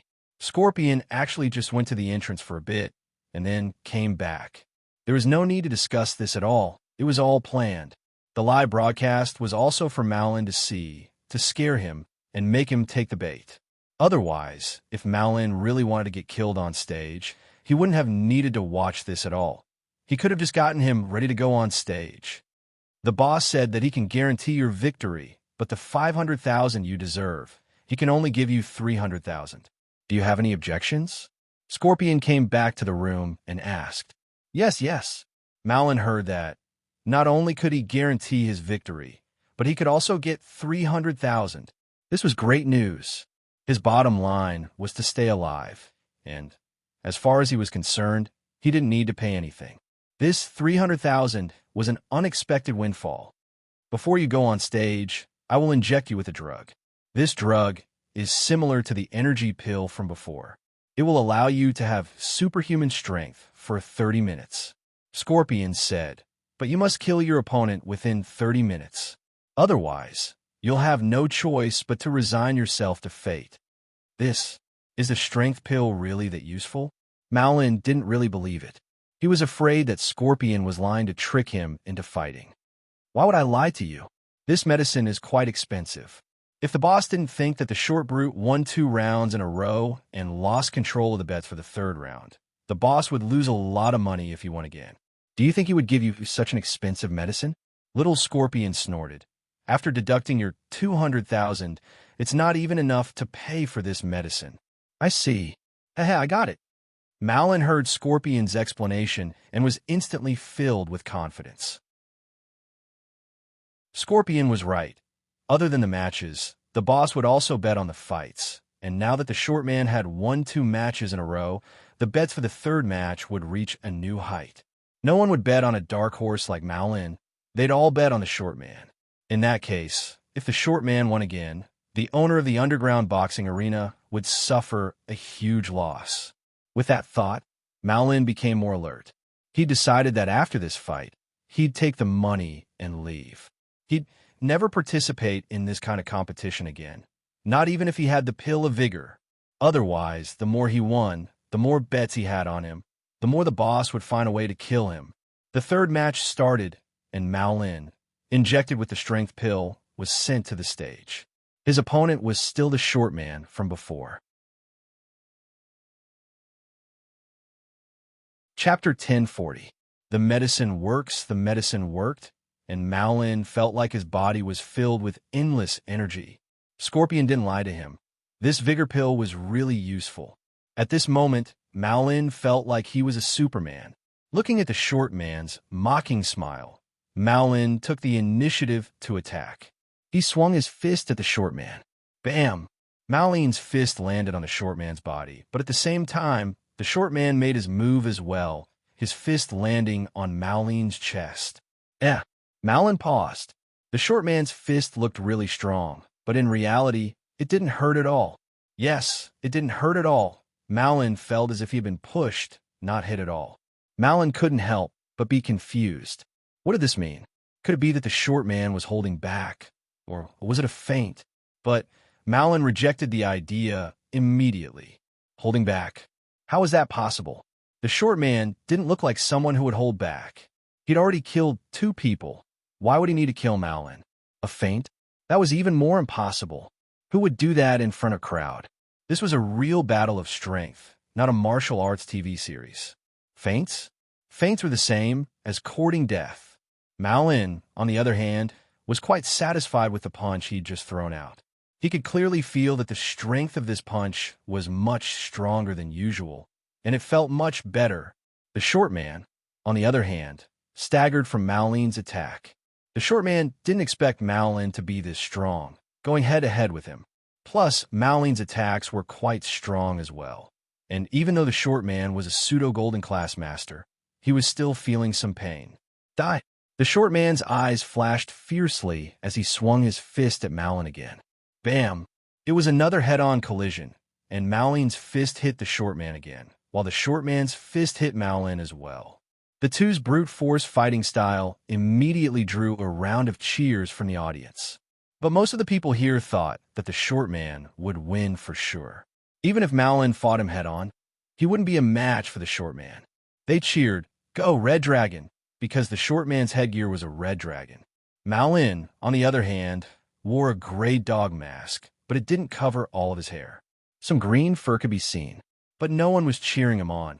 As far as they were concerned, Malin was dead. Red Dragon had already won 2 rounds in a row, without any pressure at all. This Malin, on the other hand, didn't have anything special about him. He dared to fight Red Dragon head-on, but he didn't seem to be that strong. Malin was puzzled. The second punch from the short man didn't seem to hurt much, as if he was playing with someone. This wasn't normal. Previously, the short man had made a feint, but what about now? He couldn't keep making feints now, could he?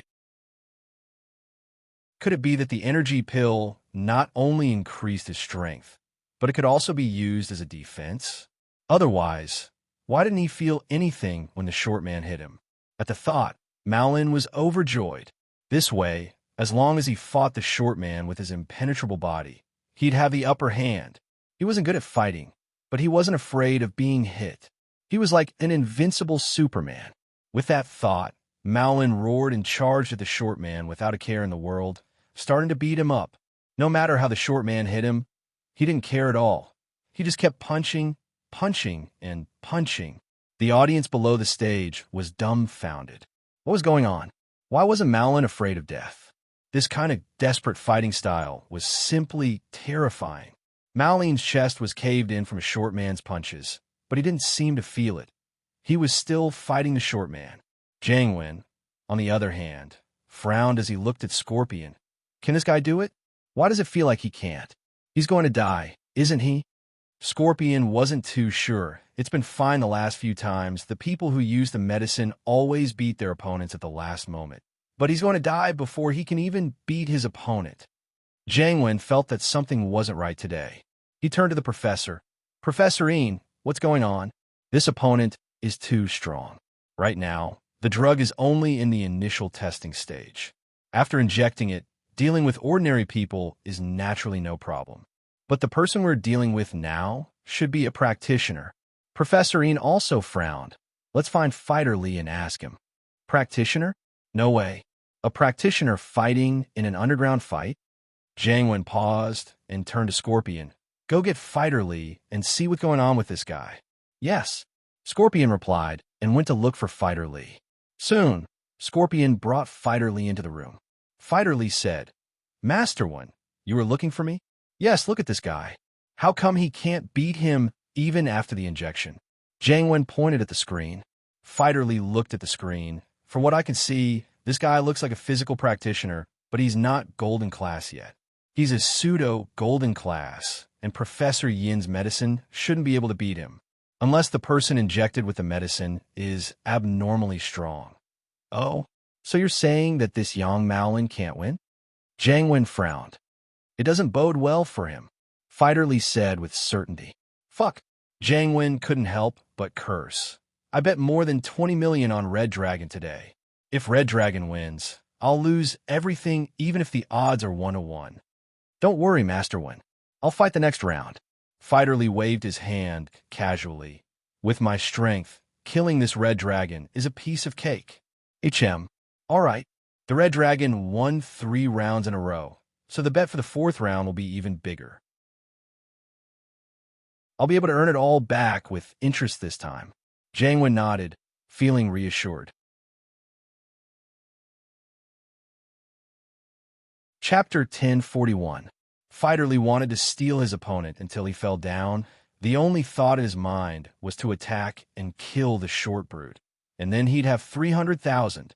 Malin was stronger than the previous 2 opponents to the short brute, but to a quasi-golden class physical practitioner like him, it wasn't much. Professor Yin's medicine was strong, but it was still in the early stages of experimentation. It couldn't create death warriors that could fight practitioners yet. These people were more than enough to deal with normal people, but they had no advantage against practitioners. Red Dragon didn't have an easy time in this match, and it was a bit hard. The punches he took were a few times more than the previous 2 matches, but he wasn't injured at all. He was a physical practitioner, and his body was extremely strong. Malin's strength wasn't bad, but he didn't hit Red Dragon's vitals at all, and so he raised his hands up like nothing had happened to him, welcoming the victory of 3 consecutive championships. The crowd cheered, and these were all people who had bet on Red Dragon's victory, and Red Dragon really did win again. Bosley, how much did you bet today?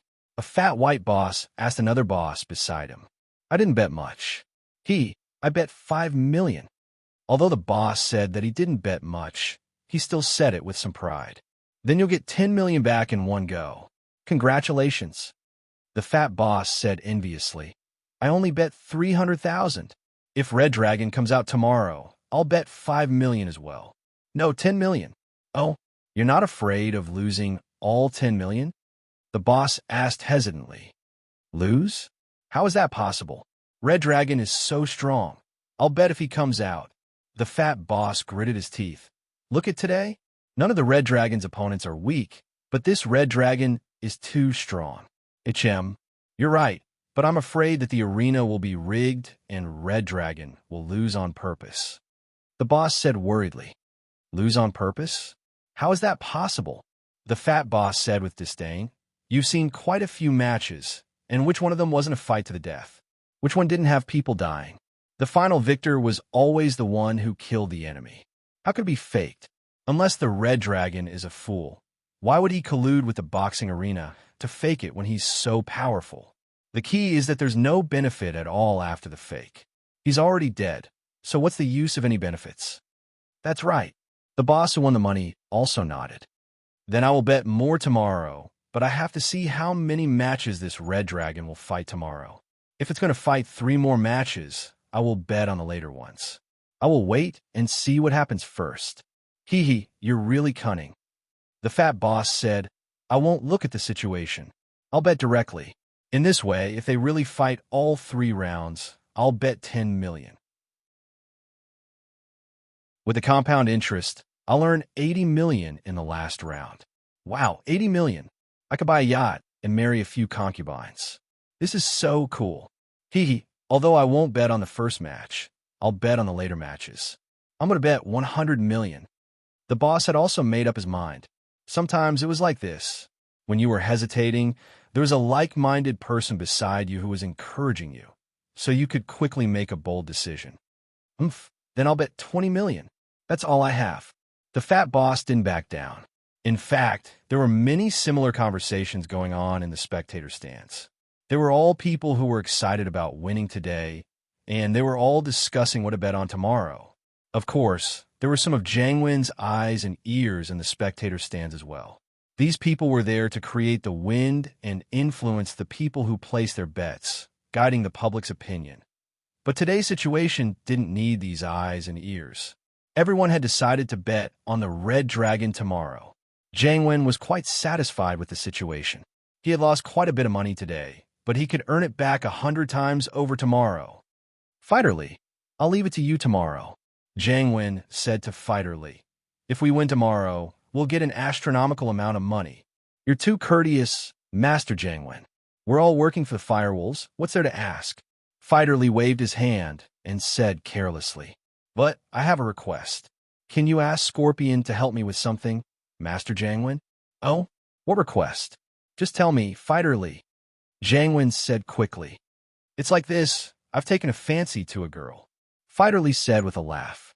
Haha, appetite's no problem. Since Fighter Li has his eyes on her, I'll let Scorpion catch her for you. Jiang Wen waved his hand nonchalantly after hearing that it was just a small matter like this.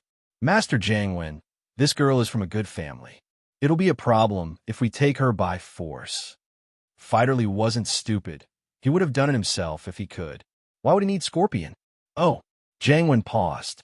What's the problem? Does she have a background? She doesn't. Fighter Li shook his head. What's there to worry about if she doesn't have a background? Jiang Wen didn't understand. It's not the first time we've caught people. We've caught so many people already, and nothing's happened, right?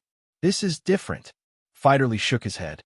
Master Jiang Wen, this girl is for me to play with. I can't kill her before I'm done playing with her. Moreover, this little girl is very charming. I plan to let her follow me for a long time as a concubine. What I'm afraid of is that if she sneaks out and tells others about our underground boxing arena, then it will be troublesome. Oh, you're right. Jiang Wen nodded.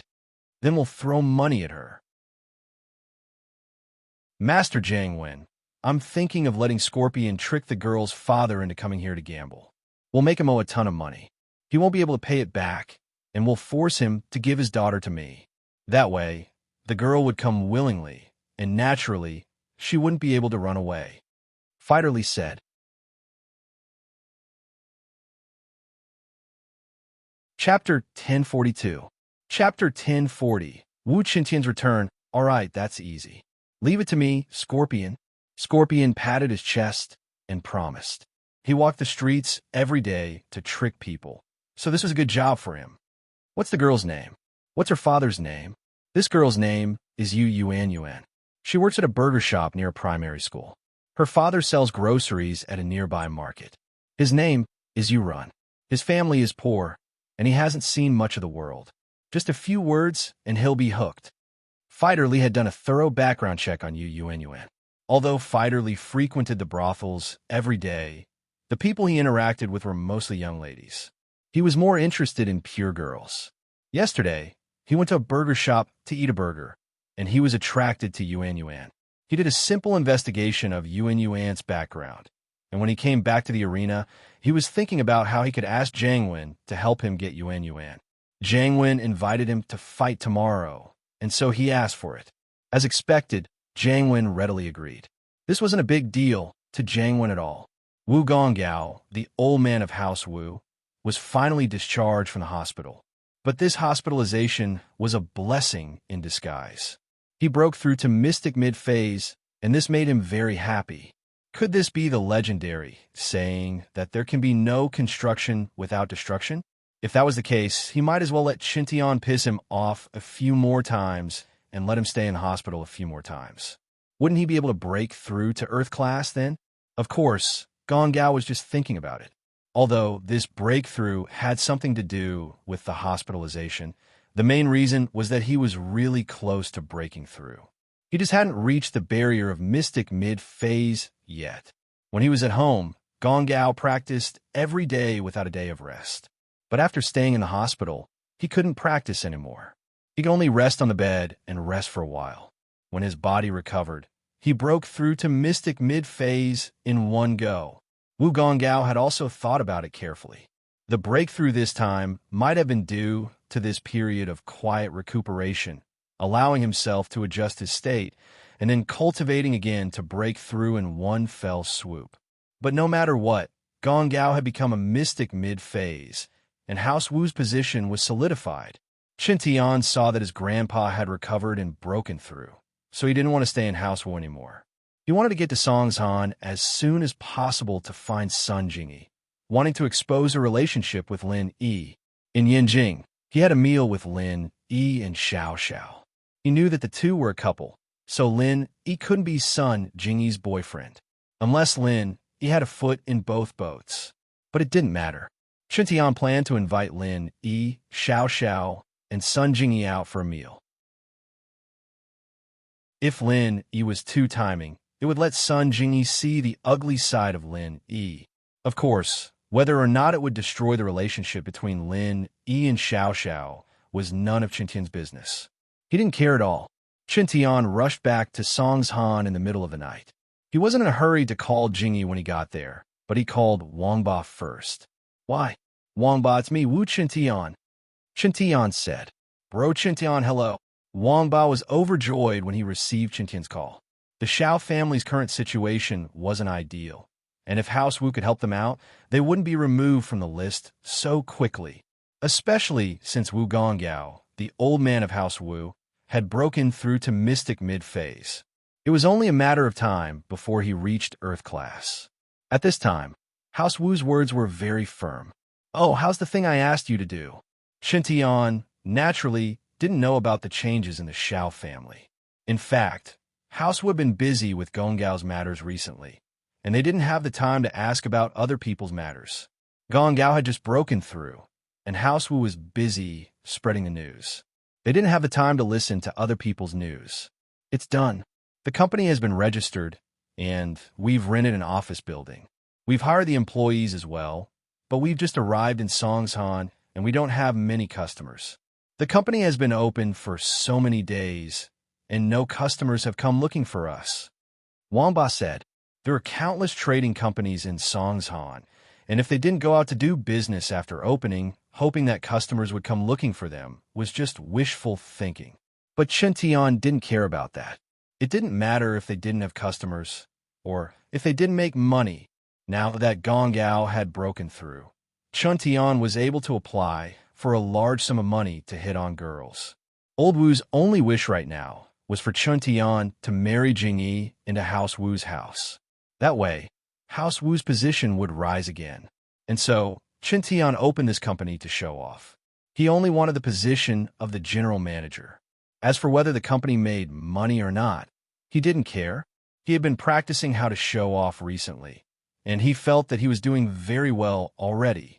After eating with Xiao Xiao, Qintian was enlightened. Girls nowadays all like guys who knew how to show off. Only by showing off would people admire you. Qintian found what he was lacking, and so he took the chance to correct it. This company was the first step in his plan to show off. He wanted to be on the same level as Sun Jingyi. Sun Jingyi had a company, and could be considered a CEO. If he wanted to pursue Sun Jingyi, he had to be a CEO as well.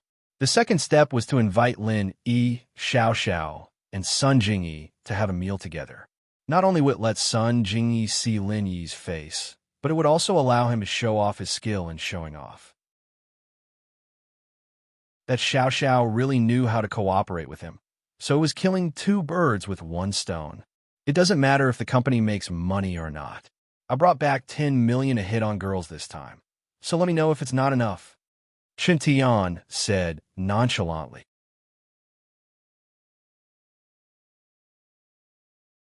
Chapter 1043. Chapter 1041. The real side of Sun Jingyi. Did you print the name card I told you to? Chen Tian asked. Yes. I used the gold-plated name card that you told me to make. It looks very high-end, Wang Ba said quickly. What about the sports car? Did you buy it? Chen Tian asked. Yes, I bought it according to your instructions. It's an Audi TT, Wang Ba said. It's a new car, and I don't have a license plate yet. Oh, there's no need for that yet. I'm giving it to someone as a gift. Chen Tian said, I'll go get it tomorrow morning. But in front of people, you have to say that this car was earned by the company. Understand? Understood, Wang Ba said quickly. After calling Wang Ba, Chen Tian dialed Sun Jingyi's number. Sun Jingyi was soaking in the bathtub, quietly enjoying the warmth of the moment. It was too difficult for a girl to start a business in Songshan alone and support a company. She had to disguise herself every day, pretending to be a mature and cold female CEO, but deep down, she was still a weak girl. After removing the mature makeup, Sun Jingyi looked like a pure teenage girl. Her big eyes, long eyelashes, and hair casually falling down, combined with the bubbles in the bathtub, she looked like a little princess from a fairy tale. If Lin Yi was here, he would probably widen his eyes in shock. Was this really Sun Jingyi? Why did she look like the girl next door? In fact, Lin Yi had a good eye for people. Although he didn't know what Sun Jingyi looked like after removing her makeup, he could guess that Sun Jingyi was faking it. This surprised Sun Jingyi back then. Although Sun Jingyi's life was fake, she had no choice. She had to survive, she had to make a name for herself, and show her family that she, Sun Jingyi, was a capable person without relying on her family. She wasn't a marriage tool for her family's benefit. However, without the support of House Sun, Sun Jingyi was like any other grassroots businesswoman, quietly running a small company, moving forward bit by bit in the fierce competition. Facing her family's forced marriage, or rather, the forced marriage of a few people in her family, Sun Jingyi chose this difficult path. She had to keep going, and she had to make some achievements. Picking up her phone, Sun Jingyi casually flipped through the album and saw a few pictures of Lin Yi. Sun Jingyi couldn't help but frown. She hadn't contacted Lin Yi for a long time, but because Wu Qintian didn't bother her anymore, Sun Jingyi didn't have a reason to look for Lin Yi. As for Lin Yi, Sun Jingyi was full of curiosity. It couldn't be said that she liked him. Sun Jingyi knew that even if she didn't agree to the marriage with House Wu, she couldn't just randomly have a boyfriend. If she randomly had a boyfriend, it might make her grandpa angry.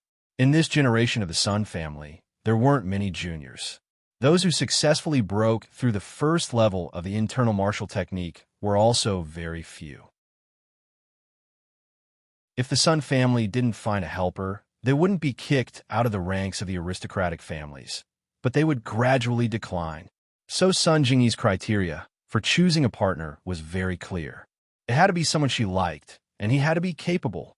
Sun Jingyi wanted to show her uncle, second uncle, and aunt that she didn't need them to introduce her in a hurry. The boyfriend she found was also very outstanding. Currently, Sun Jingyi's feelings towards Lin Yi were only curiosity. Perhaps she had a good impression of him, but that was all. Sun Jingyi was a very rational person. It could be seen from her daily disguise. Fu. Jingyi sighed inwardly. Lin Yi had entered her sights, but it seemed that he wasn't good enough yet. His punches and kicks were strong, but compared to a practitioner, there was still a world of difference between him and a practitioner. Sun Jingyi didn't have much information. She didn't have any contact with her family, and she didn't have any interactions with the police. So Sun Jingyi didn't hear about any of the big events that happened in Songshan. and she didn't know that Lin Yi almost went back to his hometown to seek refuge. Just when she was thinking about these messy things, an urgent ringtone sounded, and it scared Sun Jingyi. Sun Jingyi looked at the caller ID and frowned. But after hesitating for a while, she still picked up the phone. "I'm Sun Jingyi said faintly, as if she didn't see the caller ID. "Jingyi, I'm Wu Qintian." Qintian's voice came from the other side of the phone, and he sounded a little excited. "I'm back in Songshan." "Oh, you're back," Sun Jingyi said faintly. "Yeah, I've invested in a company here." "Haha, looks like I'll be stationed in Songshan from now on, but we'll have more chances to meet each other," Qintian said pretentiously. "Oh." Sun Jingyi wasn't interested in whether Qintian invested in a company or not. He was a member of a noble house, and if he used his family's connections to do business, he would make money no matter what he did. So if Qintian wanted to make money, it was easy, but Sun Jingyi couldn't compare. From Sun Jingyi's point of view, if he couldn't make money with the connections of a noble house, wouldn't he be an idiot? "Haha, long time no see. Let's go for breakfast tomorrow morning?" Qintian suggested impatiently. "Tomorrow morning? I need to go to the company. I don't have time." Sun Jingyi rejected Qintian's suggestion faintly. "Haha, let's go out for a chat. It's been a while. Let's invite Lin Yi too." Qintian purposely brought up Lin Yi. As far as he was concerned, as long as Lin Yi went, Sun Jingyi would definitely go as well, and Sun Jingyi would be able to see the ugly face of Lin Yi's two-timing. "Lin Yi?" Sun Jingyi paused and couldn't help but feel a ripple in her heart. Sun Jingyi didn't think that Lin Yi was a bad guy, but he was a thief. If she brought a thief back to House Sun, wouldn't her grandpa die from anger? "Yeah, I met Lin Yi in Yanjing, and I even treated him and his friends to a meal. It was a great gathering," Qintian said. "So now that I'm back in Songshan, I'm going to have another meal with them. Let's go together tomorrow." Then, all right. Hearing that Lin Yi was going, Sun Jingyi reluctantly agreed. Her impression of Qintian was getting worse and worse, and although her family told Sun Jingyi to interact with Qintian more often, Sun Jingyi just brushed it off. "All right, I'll pick you up at your company tomorrow morning." Qintian wasn't happy that Sun Jingyi agreed to have breakfast with him the moment she heard Lin Yi's name, but when he remembered that he would be able to expose Lin Yi tomorrow, he endured it. Chapter 1044. Chapter 1042. You're cute early in the morning. Lin Yi went to the hospital to pick up Tang Yun as usual, but Tang Yun said to Lin Yi after getting in the car, "Let's go to Time Street and pick up Xiao Xiao O." Lin Yi blinked. She said that she woke up this morning and realized that her car was out of gas, so she wanted you to pick her up. Tang Yun waved her phone. "Xiao Xiao just called me. Isn't there a gas station in front of her house?" Linny didn't know whether to laugh or cry at this excuse. "Is that so?" Tang Yin blinked before bursting into laughter. "This Xiao Xiao. Next time I'll get her to come up with a more reasonable excuse." "You knew she was lying?" Lin Yi smiled. "Yeah, she admitted it." Tang Yin smiled as well. "You won't blame me for not telling the truth, right?" "I won't." Lin Yi shook his head. With Tang Yun's personality, naturally, she'd want Xiao Xiao to be happier when Xiao Xiao was in this state, so it was normal for her to work with Xiao Xiao to trick him. With that, Lin Yi drove the car to Xiao Xiao's neighborhood. At Xiao Xiao's neighborhood, Lin Yi saw Xiao Xiao, who was dressed up nicely, standing in front of her house with a smile on her face. Her petite figure was filled with an indescribable youthfulness.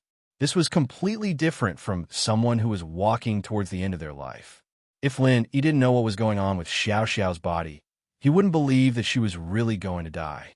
Xiao Xiao had her usual smile on her face as she ran over excitedly when she saw Lin Yi's car. Tang Yun and Xiao Xiao sat in the back of the Beetle, leaving an empty seat in the front passenger seat. "Heh, I'm sorry, the car ran out of gas, so I had to ask you to pick me up," Xiao Xiao said apologetically to Lin Yi after getting in. "Oh, okay." Lin Yi nodded. "Okay." Xiao Xiao didn't understand Lin Yi's response. What did he mean by okay? Tang Yun covered her mouth and giggled. Xiao Xiao still didn't understand. He drove the car to the entrance of Xiao Xiao's house and turned into a small street. stopping at a gas station after a few turns. My car's out of gas, too, Lenny said faintly, not exposing Xiao Xiao's lie. But Xiao Xiao's face went red. She was a weird girl who lied without blinking, but that was only for other people. She was facing Lenny now, and she couldn't help but feel embarrassed. Although Lenny didn't expose her directly, what was the difference between this situation and him exposing her? Xiao Xiao didn't think that Lenny would know that there was a gas station near her house. It was very secluded in a small street. If it wasn't someone who lived nearby, or someone who was very familiar with the area, they wouldn't be able to find it. But Lenny found it, and he wanted to refuel here.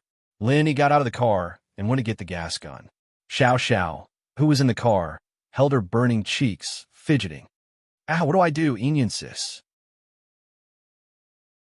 Does he know that I lied to him? Huh. Tang Yin looked at Xiao Xiao mischievously. So what if he knows? Then he won't believe me anymore. Xiao Xiao said worriedly. Haha, it's fine. He guessed it already. Tang Yin smiled. Ah, I guessed it already. Xiao Xiao was even more embarrassed. She didn't think that Lenny would know that she was lying. Lenny got in the car after refueling and didn't say anything else. He started the car and drove towards the school. But the more Lenny didn't say anything, the more Xiao Xiao felt uneasy. If Lenny said something to her, she'd feel more normal. So there's a gas station here. I didn't know. I'll come here to refuel too. Xiao Xiao pretended like she just found out. Lenny, honey, you're amazing. You even found a gas station on a small street like this. Oh, it's not that amazing. I just need to keep an eye on it, Lenny said with a smile that wasn't a smile. Haha, I couldn't keep an eye on it, Xiao Xiao said with a laugh. Oh, I saw a receipt from the gas station in your car. There's this address on it, so I wrote it down. Lenny said. Huh. Xiao Xiao's eyes and mouth were wide open. She was so shocked that she couldn't say a word. Her body stiffened, and her forehead almost hit the roof of the car. She stared at Lenny blankly, her face burning up. She felt like she was going to explode. Ah, I don't want to live anymore. This is too embarrassing. Xiao Xiao was going crazy. Can't you just expose me? Can't you just let me have a little? I'm going to kill myself. You're pretty cute. Lenny couldn't help but smile at Xiao Xiao's reaction. Oh, is that so? Xiao Xiao was overjoyed at Lin Yi's words. Her eyes turned into crescents. Really? Ha ha. Enian sis, he said I'm cute? Yeah. Tang Yin smiled as well. She finally understood why Meng Yao agreed to let Yushu be a small wife. She wouldn't be lonely with a small wife like this by her side. She'd be really happy in the future. Unconsciously, Tang Yin realized that she'd accepted Xiao Xiao's existence in her heart.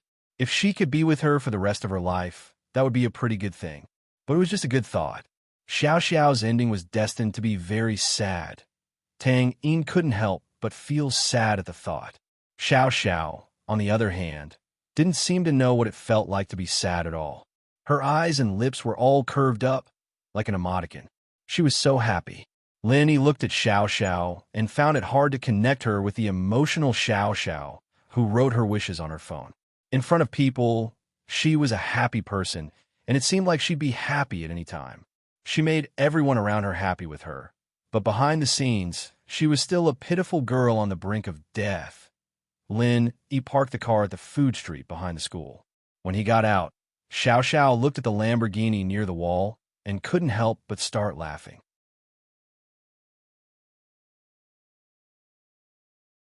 Chapter 1045. Cake with love to outsiders. She looked like Tang Yun's best friend, and no one would suspect that she had anything to do with Lenny. It wasn't until they reached the school building and Tang Yun entered Class 9's classroom that Xiao Xiao acted a little closer to Lenny. They were about to reach class anyway, and there weren't many people in the hallway. Xiao Xiao didn't hold back anymore and put her hand in front of Lenny. Question mark. Lenny blinked. What are you doing? Holding hands. I didn't fight for anything when my wife was here, but now that she's gone, can't I get better treatment? Xiao Xiao said urgently. Quick, it's my turn. Lenny smiled and held Xiao Xiao's hand.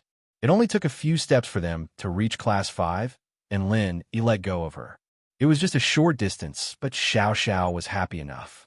She hummed a little tune as she followed Lin E into class, waiting for Lin E to sit down before quietly sitting beside Lin E like a little wife. Seeing how easily Xiao Xiao was satisfied made Lin E feel pity for this girl, but there was nothing Lin E could do. His medical skills weren't good enough, and he couldn't let Xiao Xiao live. Lin E, honey, I brought you good food. Xiao Xiao sat down and opened her bag excitedly, talking to herself. Oh, Lin E really liked Xiao Xiao from the bottom of his heart now. This was why Lin E didn't get angry when she lied to him about running out of gas. If it were before, Lin E wouldn't have spoiled Xiao Xiao like this. I made a cake with love myself. Xiao Xiao was a little smug as she rummaged through her bag and pulled out a food preservation bag. Here it is, dang, dang, dang, dang. Love cakes. Huh. Xiao Xiao was excitedly trying to show Lin E the cake she made, but when she took it out, she realized that the cake in the bag was squashed. The heart-shaped pastry was originally decorated with cherries and strawberries, but now it was crushed beyond recognition. Xiao Xiao was going crazy. I woke up at 3 in the morning. How did this happen? How unlucky. Xiao Xiao slapped her forehead, a little dejected. She was a little sleepy after baking the cake in the morning, so she put the cake in her bag and fell asleep. She didn't even know what was going on when she fell asleep, using her bag as a pillow. The pastries were still in her school bag. Now that she had pressed on them, the result was obvious. But Xiao Xiao forgot about it after she woke up. She called Tang Yun, dressed up, and left with her bag. She forgot about using her bag as a pillow. She didn't even think that the cake she made was crushed. Lin E looked at Xiao Xiao in front of him. He was really happy, really touched. Xiao Xiao had written clearly on her phone that she wanted him to fall in love with her and then die in front of him to get her revenge. But Lin E didn't believe her anymore. If it was just a lie, why would she wake up in the middle of the night to make a cake with love? Whatever, throw it away. I'll make it again tomorrow and use a food preservation bag this time. I learned from my mistakes. Xiao Xiao said, a little depressed. I'm too stupid putting in my bag and using it as a pillow to sleep. Sigh. Haha. Lin E couldn't help but laugh at Xiao Xiao's words. Why are you laughing? Xiao Xiao pouted. Why would I throw it away? It's just a little out of shape, nothing bad. Lin E took the food preservation bag from Xiao Xiao's hands and opened it, stuffing the cake into his mouth. I haven't eaten anything this morning, so I'm pretty hungry. It's not bad. Lin E finished the cake in 2 or 3 bites, not minding the shape and beauty of the cake at all. Xiao Xiao didn't expect Lin E to eat it just like that. She paused. No more. Lin E asked after eating. Ugh, no more. I'll make more tomorrow. Xiao Xiao was happy again, her eyes looking at Lin E a little more tenderness. Lin E was touched, but so was Xiao Xiao. She didn't even know how to eat the cake after it was squashed like that, but Lin E ate it without a care, even asking if she had any more. This made Xiao Xiao feel that Lin E was really, really nice to her. No one had ever treated her this well since she was young, and she'd never been in a relationship before. Falling in love all of a sudden made her feel that everything was so perfect. If it was possible, she really didn't want to die. She was a little scared. The more she developed with Lin E, the heavier her heart became. If this continued, the final parting would be very painful. She didn't want to. She didn't want herself to be in pain, and she didn't want Lin E to be in pain. The reason why she didn't make friends or date before was because she didn't want to be sad on the final day. But now everything had changed. She had friends before she knew it. Tang Yun and Yushu were her good friends. She had a lover too. Xiao Xiao could feel that she and Lin E were heading towards danger, and the two were getting more and more immersed. Sai, what should I do? Xiao Xiao felt a headache coming on. Lin E, on the other hand, didn't think much of it. He finished the cake and drank 2 mouthfuls of water before tossing the bag into a nearby trash can. You don't have to wake up so early to do this. It's troublesome. Lin E was worried about Xiao Xiao's health. She didn't have many days left to live, and waking up in the middle of the night to make cakes. Wasn't she just waiting for her condition to worsen? It's not troublesome. I'm very happy. Xiao Xiao shook her head. I'll prepare it tonight, and I'll bake it tomorrow morning. I didn't prepare it this morning, so it's a little troublesome. Lenny didn't say anything else after seeing Xiao Xiao's insistence. She was happy that Xiao Xiao was doing this, and Lin Yi was happy to make her happy. Friday night, race. Have you contacted them? Lin Yi changed the topic. Yeah, I've contacted them. Xiao Xiao's face brightened up at the mention of racing. I contacted some of the racers I used to play with, and they signed up. But please don't lose. I can't afford 200,000. Haha, you don't believe in my skills? Lenny didn't care at all for these civilian races.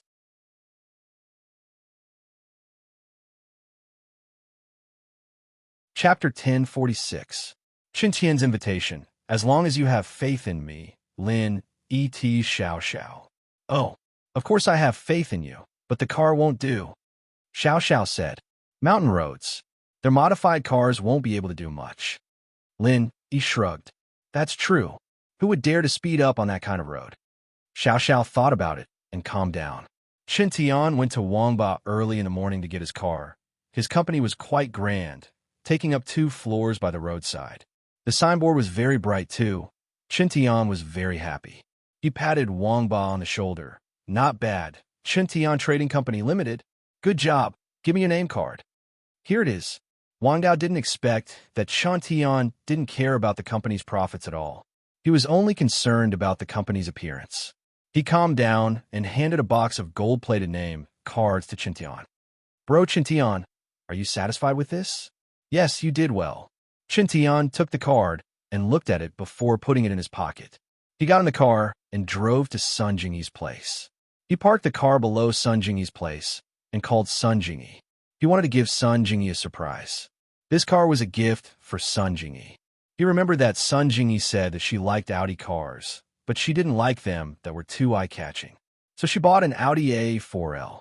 In Songshan, where the rich gathered, an Audi A4L was a very ordinary car. After about half an hour, Sun Jingyi finally arrived. But today, Sun Jingyi didn't look as serious as before. Her makeup was more playful and cute. Qintian was taken aback.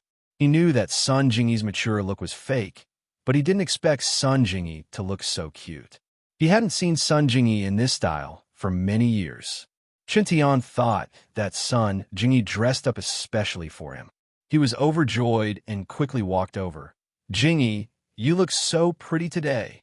Oh, Sun Jingyi, of course, didn't dress up for Qintian. Only she knew why she dressed up like this. Women dressed up for those they liked. But who was Sun Jingyi dressed up for?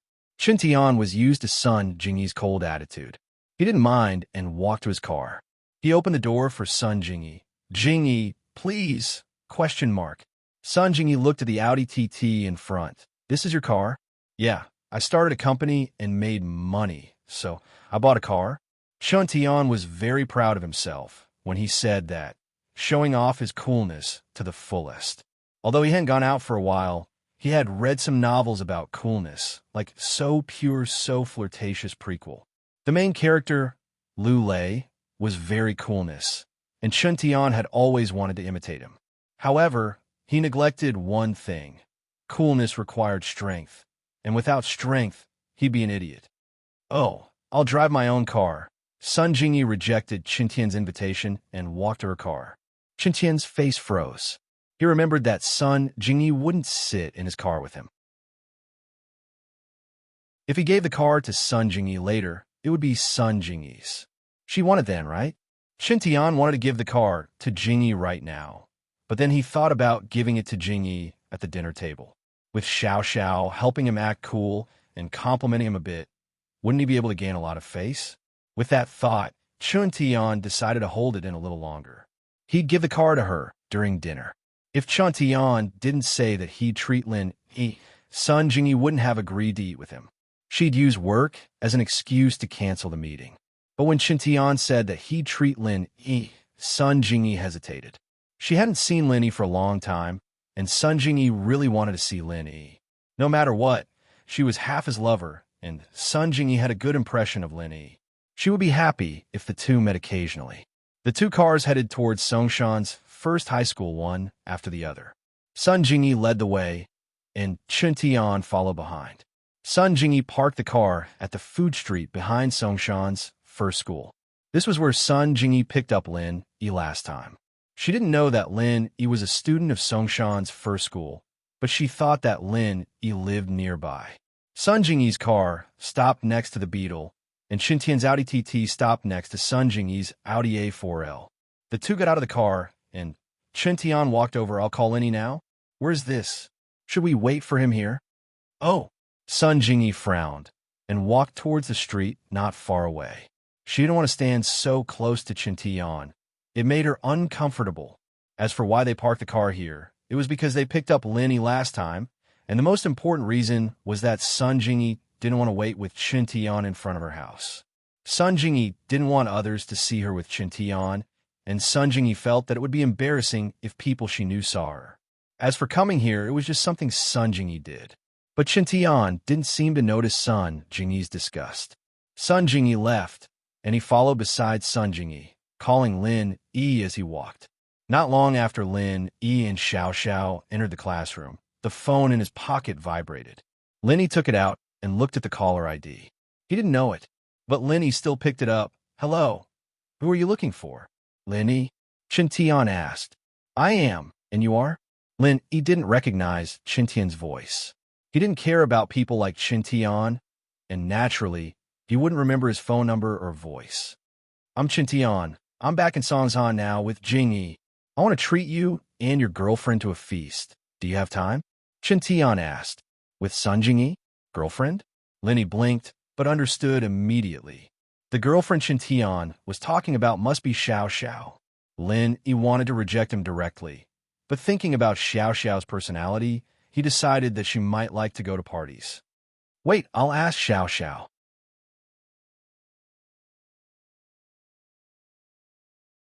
Chapter 10:47. The car was smashed. Xiao Xiao. Wu Qintian called saying he wants to treat us to a big meal. Do you want to go? Lin Yi turned to Xiao Xiao. Wu Qintian? Xiao Xiao blinked before remembering who Qintian was. That Iron Fist Wu? He wants to treat us to a big meal? Let's go, I love big meals. When? When? Lin Yi asked Qintian. Right now, Jingyi and I are at the food street behind Songshan's first school. I heard you live nearby, Qintian said. Now, do you want to go? Lin Yi didn't answer Qintian's question, but asked Xiao Xiao instead. Of course. Xiao Xiao didn't have any interest in studying at all. She was about to die. Why would she study? She didn't even have time to study for college. And so Xiao Xiao happily agreed. Then wait for me, we'll go now. Lin Yi said to Qintian and hung up. Lin Yi didn't have a good impression of Qintian, but he didn't have a bad impression either. He was just one of Sun Jingyi's pursuers. If there was a conflict, it was just that he stole Lin Yi's wallet, but Lin Yi stole his wallet as well. In comparison, Qintian's loss was bigger, especially when they were in Yanjing. Qintian had been screwed over by Feng Xiao Xiao to the point where he lost a lot. Lin Yi, on the other hand, was a bit troubled. Did this Qintian have a screw loose in his head? Didn't he learn from last time's lesson?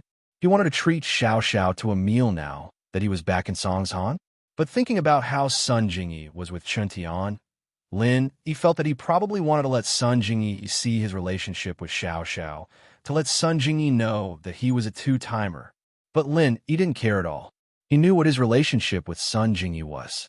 Lin Yi was just Sun Jingyi pretending to be her lover, in name only. There was no real relationship at all. And so, bringing Xiao Xiao with him didn't bother Lin Yi. As long as Xiao Xiao could eat happily, Lin Yi would be satisfied. Lin Yi and Xiao Xiao cleaned up, and Lin Yi sent a message to the Miss and Tang Yun, saying that he was bringing Xiao Xiao to eat with a friend. The Miss and Tang Yun both knew about Xiao Xiao, so they didn't say anything about Lin Yi bringing Xiao Xiao out alone. They only told Lin Yi to be careful and take care of Xiao Xiao. Yu Feng was a practitioner, after all. His bow was pricked, but he could still walk after being bandaged. He was from House Yu, and naturally, he had Dr. Kong and Miracle Dr. Guan's Jin Chuang and Jin Chuang medicine. He didn't hesitate to apply it on himself, Song Ming, and Peng Hu. But Peng Hu's egg was cut off, and this medicine couldn't fix it. He could only be an Eggman in the future. In the morning, the three of them came out of the hospital with the Jin Chuang ointment They didn't have to worry about the slow recovery of the wound. However, although the Jinchuan ointment was good, it couldn't be applied to the wound and make it better immediately. The bleeding stopped, and the wound healed, but it still took a while for the wound to be as good as before. Yufeng was worried about the new car he bought yesterday. It was a Lamborghini, and it didn't even have a license plate. It was parked behind the school's food street, where the street vendor scratched it. So after leaving the hospital, the three of them stopped a taxi and went to the food street behind the school. However, what caught his eye was not his Lamborghini, but an Audi TT, which was parked in the spot where he had parked before. "Where's my car?" Yufeng blinked. "Master Xie, the car is over there." Songming pointed weakly at the corner. Yufeng looked at his car and was dumbfounded. His car was parked at the foot of the wall, and the body was full of holes. It was dented and smashed, and the paint was peeling off. It didn't look like a new car at all. It looked like a scrapped car. "My Lamborghini." Xie Yufeng quickly ran over and saw his beloved car in such a state. His heart ached. He was rich, but the money he brought was limited. He wanted to hit on girls, so he got a flashy car. He didn't expect it to be smashed like this in just one day. "Who did it? Who smashed my car?" "Young Master Xie. It should be done by the person in the Audi TT." Wang Tsoming pondered for a moment and analyzed. There are only 3 reasonable parking spaces here. The parking spaces are full, and there is no other place to park except under the wall. There's a food street here at night, so it can't be seen if it was parked elsewhere. So, from the current situation, it must be that the Audi TT felt that our car came later and occupied its parking space. So it pushed our car under the wall and smashed it like this. "Oh, isn't that Audi TT Xiao Xiao's car? Did she do it? Does she have that much strength?" Yufeng thought that Songming's analysis made sense, but he found it strange that Xiao Xiao had that much strength. "I think it's Xiao Xiao who told Lin Yi to do it. Lin Yi's a practitioner. Pushing a car to a corner shouldn't be hard at all." Songming said. "Fuck, I haven't even taught him a lesson yet, and he's trying to bully me. Xiao Xiao, I'll push you onto the bed one day and fuck you to death." Yufeng gritted his teeth. "Smash it. Smash both Lin Yi and Xiao Xiao's cars. That beetle is Lin Yi's." "Wait." Songming waved his hand, stopping the furious Yufeng. "Master Xie, please calm down." "Oh, what? He's trying to bully me, and I can't fight back." Yufeng humphed. "No, Master Xie, I think it's best not to smash Lin Yi's car." Songming waved his hand. "Master Xie, Lin Yi's a practitioner. You think he'll just let you go after smashing his car? He's a practitioner, and so am I. He's just a mystic early phase, and I'm a mystic early phase peak. What's there to be afraid of?" Yufeng smiled coldly. "Master Xie, but you have to hide your strength. You can't expose it. You have to investigate in secret," Songming said.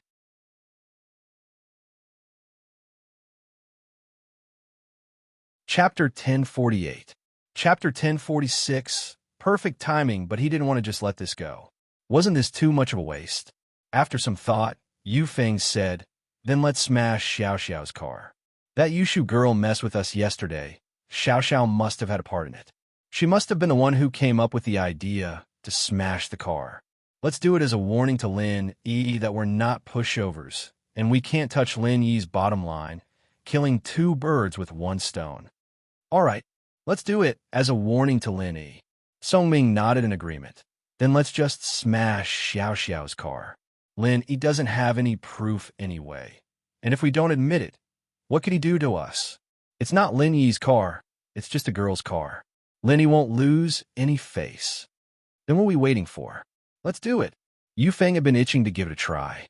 He picked up a brick from the ground and walked over to Xiao Xiao's Audi TT, slamming it down on the windshield without saying a word. Pong! The windshield was smashed by Xie Yufeng's brick. Songming and Peng Hu, on the other hand, found their tools and started smashing the car with Yufeng. The Audi TT's alarm went off, deafening, but Yufeng didn't mind at all. The louder the alarm, the better he felt, as if he had vented all his frustrations. "Bitch, let's see how you act. Let's see how you smash my car. I'll smash yours too. I'll smash you to death." Yufeng cursed as he smashed the car. One day, I'll fuck you to death. You little bitch.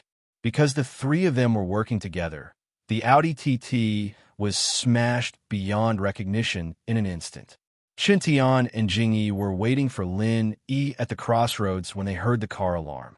Chintian paused, but turned his head the next moment, his face extremely ugly. There were actually 3 hooligans smashing his new Audi TT. Chintian was enraged. How dare you smash my car? Do you want to die? This was a gift for Sun Jingyi. Chintian immediately went berserk, rushing over to Yufeng, Songming, and Penghu.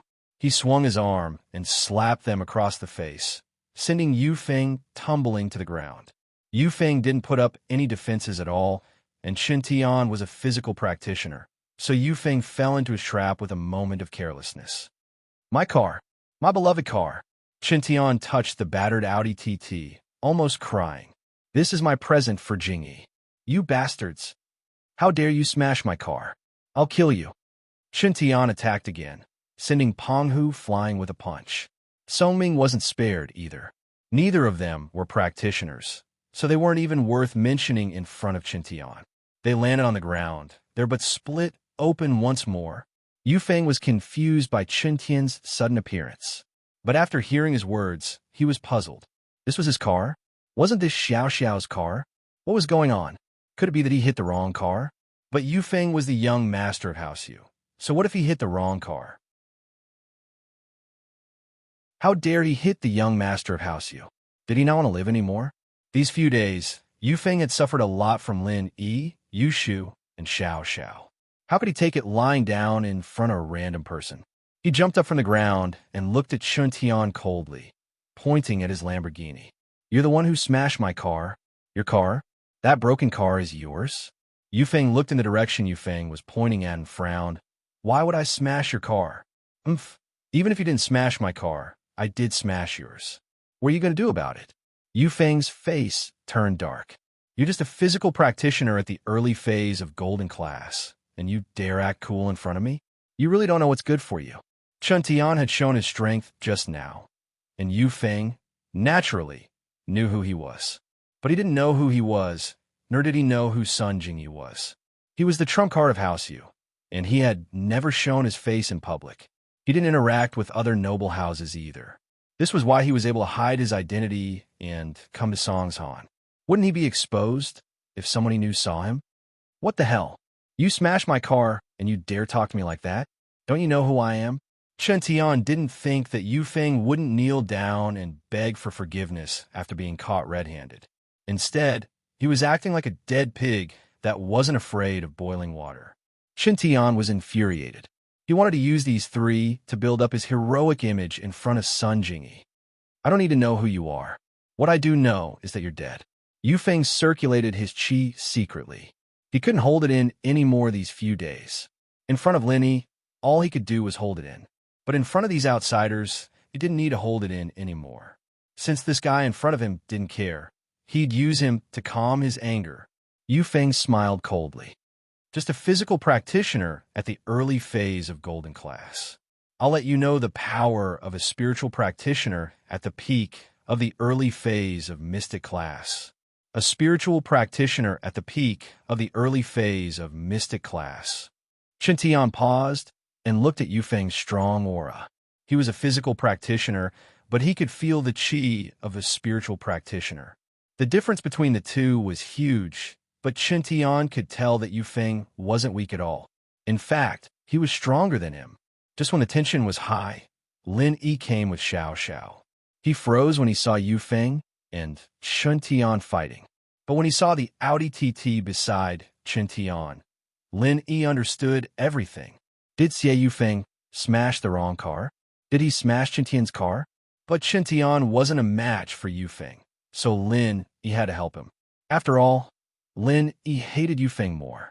This Wu Chintian, on the other hand, was a little stupid and arrogant. Lin Yi didn't have any special feelings for him. Wu Chintian, Xie Yufeng, you guys know each other? Lin Yi pretended not to see the conflict between the two and asked curiously. Fuck, Yufeng was going crazy. Yes, he really was going crazy. Why was Lin Yi like a ghost? Why did he appear everywhere? He was just about to use his chi to teach Chun Tian a lesson, and now Lin Yi was here. Yufeng quickly retracted his chi in fright. He couldn't let Lin Yi discover his true strength.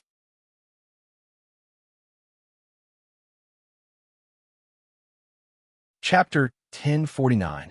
He had to endure. One had to admit that Lin Yi was quite a bad guy when he started playing dirty, even worse than Xiao Xiao and Yushu. Lin Yi had been an assassin before, and assassins were people who would do anything to kill.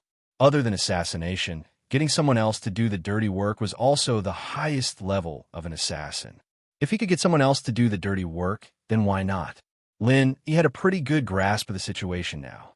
Yufeng's Lamborghini was smashed, and Qintian's Audi was parked right where the Lamborghini was yesterday.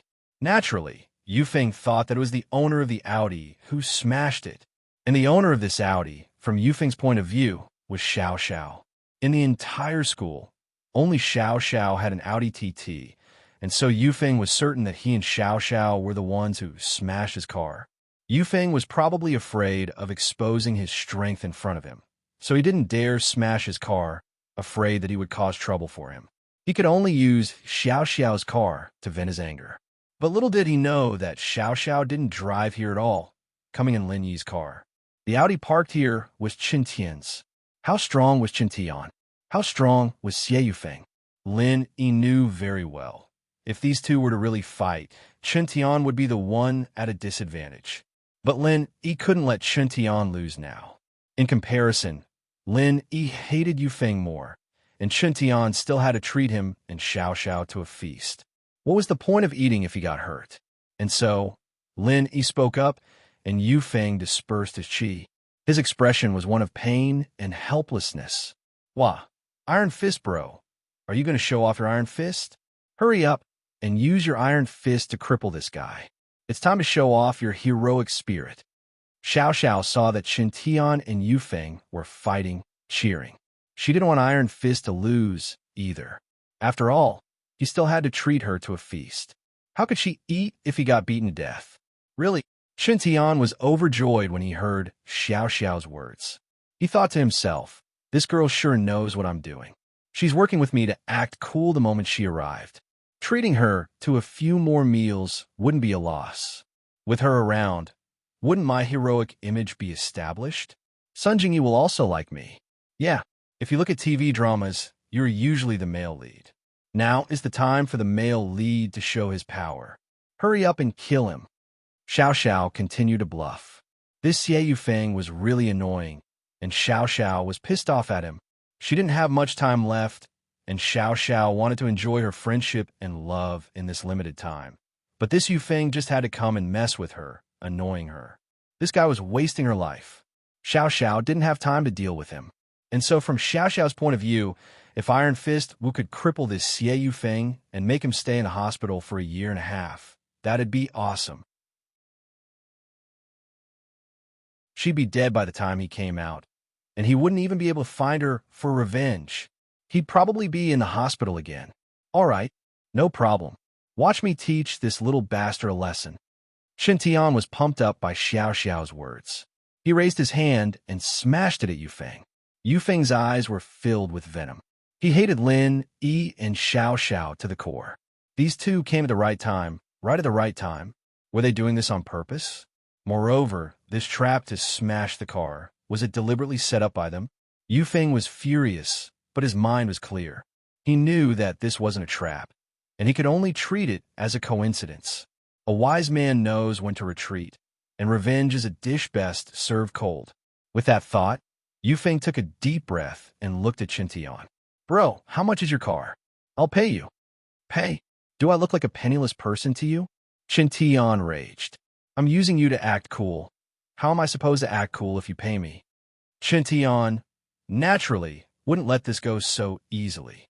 Without waiting for him to speak, he started using his Iron Fist arts and started beating Yufeng up. Yufeng was humiliated. He was the young master of House Yu, and he'd been beaten up twice in just 2 days. He'd even been injured once. How was he supposed to live like this? What kind of people did Lin Yi have around him? Why were they all like this? Yu Feng didn't even have time to think before the fist landed on his body. He could only protect his vitals and crouch on the ground, not daring to fight back. He was afraid that Lin Yi would notice his chi. Lin Yi, just you wait.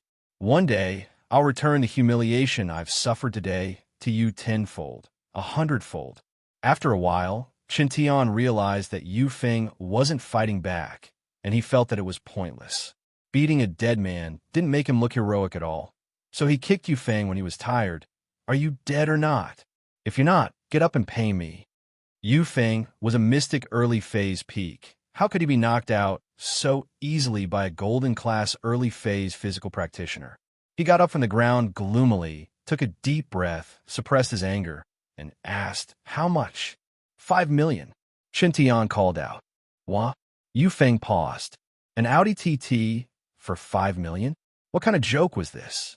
5 million was enough to buy 10 of them. Hurry up, stop bullshitting. Do you want to get beaten up again? Did I not beat you up enough just now? Qin Tian glared at him angrily. You motherfucker. Yu Feng couldn't take it anymore. A golden class early phase physical practitioner dared to talk to him like this? Did he not want to live anymore? Yu Feng was at his limit. He had an urge to kill this guy, even if he had to expose his strength. If Lin Yi interfered, he'd kill Lin Yi on the spot. Even if someone came to investigate, Yu Feng could say that he didn't know Lin Yi's background. It was just a conflict that turned into a tragedy. He couldn't be blamed, right? He didn't do it on purpose. Plus, it was the enemy who started it. Song Ming saw that Yu Feng was about to reveal his strength and jumped in fright. He ran over and grabbed Yu Feng's hand. Master Xie, hold it in. We have to hold it in.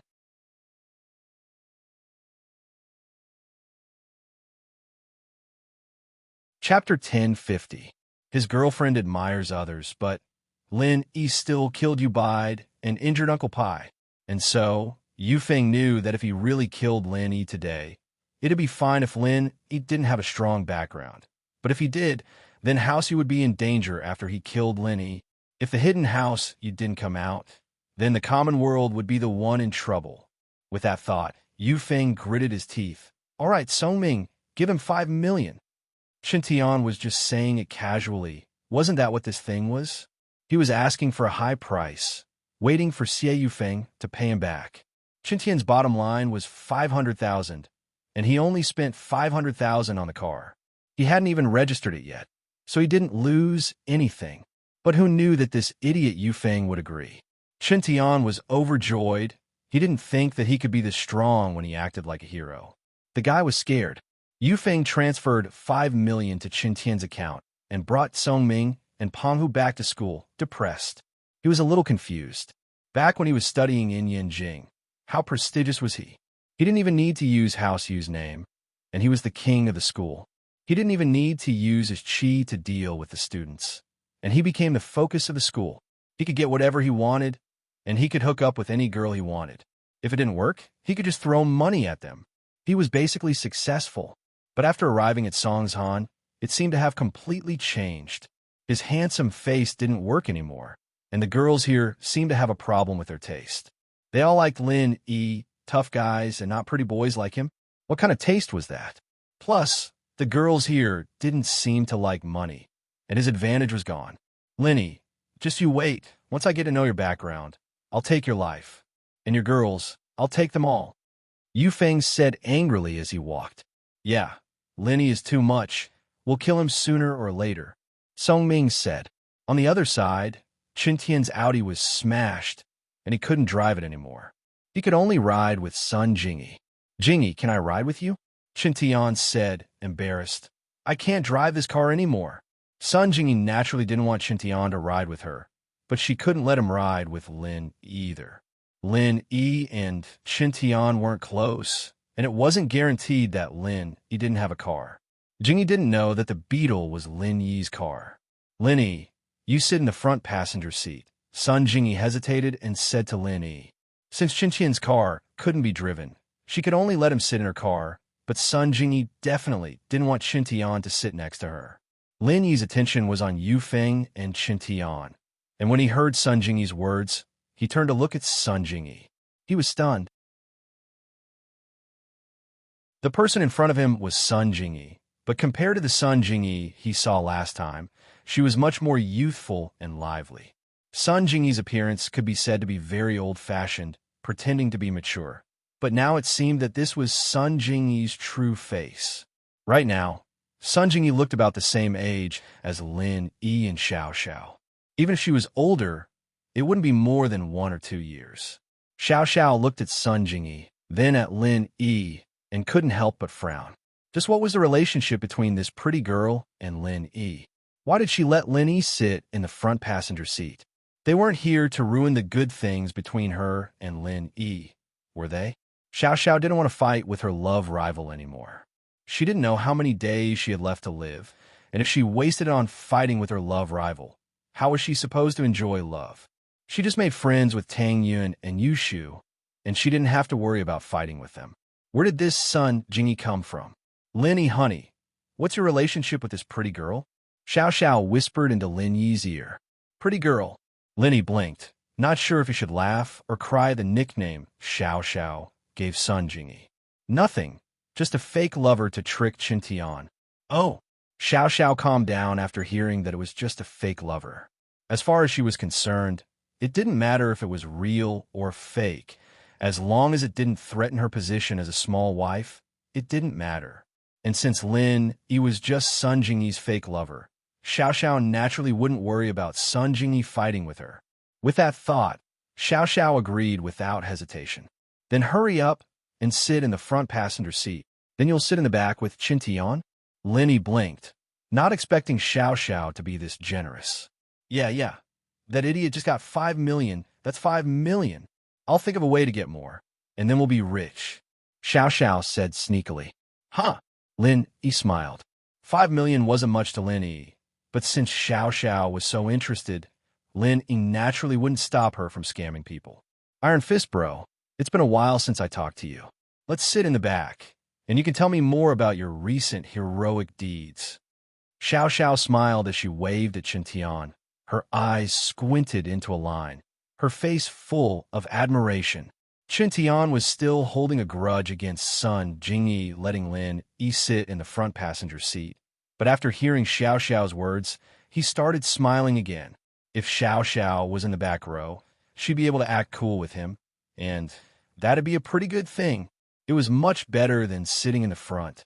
With that thought, Qintian quickly nodded. All right, I'll tell you about some of the recent things. Sun Jingyi looked at Xiao Xiao and frowned. Was this girl Lin Yi's girlfriend or Qintian's pursuer? Why was she so passionate about Qintian in front of Lin Yi? What was going on? Is this your girlfriend? Sun Jingyi looked at Lin Yi and asked softly. Yeah, Lin Yi didn't deny it. Since he'd accepted Xiao Xiao, Lin Yi naturally treated her as his girlfriend. Oh, but she seems to like Qintian a lot?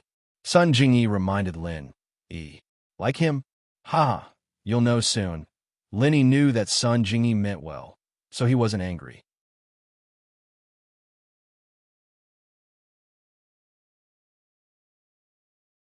Chapter 1051. Chapter 1049.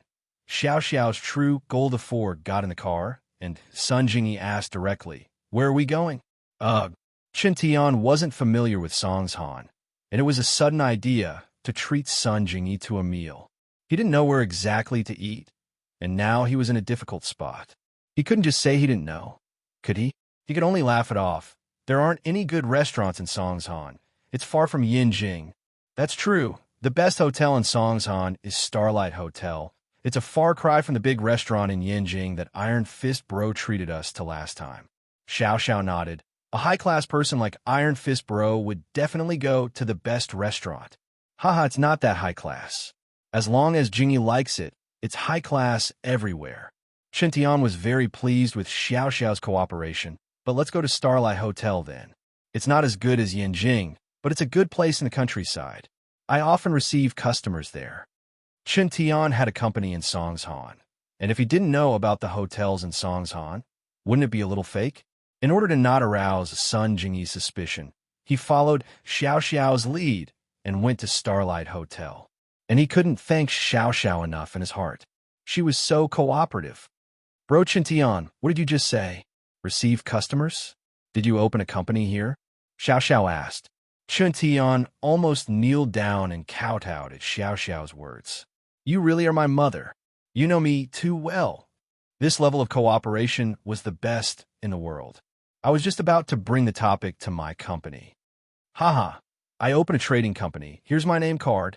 With that, Chen Tian took out his name card box from his pocket and took out a few name cards, giving one each to Xiao Xiao, Lin Yi, and Sun Jingyi. Sun Jingyi was driving, so after taking the name card, she threw it to the side. Lin Yi, on the other hand, took a look and put it in his pocket. Only Xiao Xiao, after taking the name card, opened her eyes wide in shock. Wow, is this the legendary gold-plated name card? I heard that only the CEOs of the world's top companies use such high-end business cards, right? This is the symbol of success. It's just a business card. Chen Tian was delighted. It's such a big company, it'd be weird if we didn't do something to show off. That's true. Xiao Xiao nodded. Looks like your company is pretty big, bro, Chen Tian. You must be making a lot of money, right? It's all right. It's just some pocket money. Chen Tian nodded mysteriously. A day's worth of profit is only enough to buy a few Audi TTs. Wow, that's amazing. I had to save up for years just to afford an Audi TT.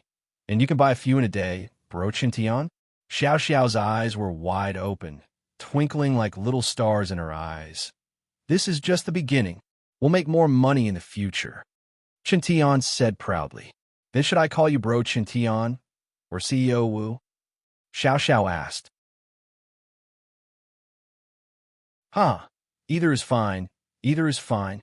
Chen Tian could feel the pores on his body opening up.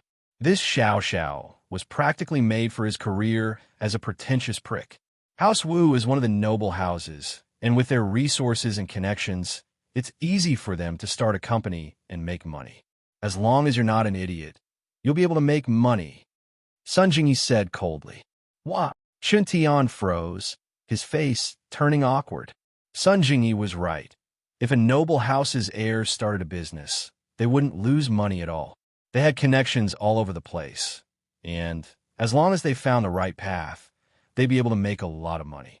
But Chen Tian didn't have the heart to do business at all. He only started a company to show off in front of Sun Jingyi. So he was losing money instead of making a single cent. According to what Sun Jingyi said, he'd become an idiot and an idiot. But Chen Tian couldn't refute that, because it'd be confirming the fact that he was an idiot. That's true, but that depends on how much you earn. There aren't many people like you, bro Chen Tian, earning money every day, which means that you're a very powerful person. Xiao Xiao said. Chen Tian's face lit up with joy when he heard Xiao Xiao's words. This Xiao Xiao was just too much to his liking. Madam, that's great. She solved the awkwardness with just one sentence. She made him one of the best among the noble houses. Ha! I'm just a little bit stronger than the average person. Chen Tian said proudly. Yeah, didn't you see how domineering bro Chen Tian was when he taught those bastards a lesson?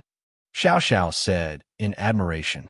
Bro Chen Tian said, do I look like someone without money? So imposing. Haha, that's right, a bunch of bastards thinking that they'd lose money after wrecking my car. Dream on. If I didn't beat them up so badly that they couldn't even recognize each other, then I wouldn't be Iron Fist Wu. Chen Tian laughed heartily. He'd already accepted the nickname Iron Fist Wu. He felt that it was very domineering. Yeah, the money they paid was nothing to you, bro Chen Tian. It was just a day's profit, right? Xiao Xiao asked. Of course, 5 million is nothing to me. Chen Tian nodded in agreement. It's just a day's worth of profit, I guess. Yeah, that's what I said. Bro Chen Tian asked them for money because he wanted to teach them a lesson, so that they wouldn't wreck cars so easily in the future. Xiao Xiao nodded. That's right. Or else 5 million wouldn't even be enough to fill the gaps between my teeth. Chen Tian said, acting cool. Oh, but 5 million is nothing to you, bro Chen Tian, but it's a lot of money to a poor person like me. Bro Chen Tian, why don't you give me the money, and I'll buy a good car? It's not like you're interested in the money anyway. Xiao Xiao said seriously. Wah. Chen Tian's eyes went wide, stunned. He didn't think that Xiao Xiao would ask him for money. Sun Jingyi was driving, and her hand shook when she heard Xiao Xiao's words. The car almost went off course. She finally understood what Xiao Xiao meant earlier. She was setting up a trap for Chen Tian. She pushed Chen Tian to a high point, and now he couldn't come back down. If he didn't pay up, then what he said before would just be bullshit.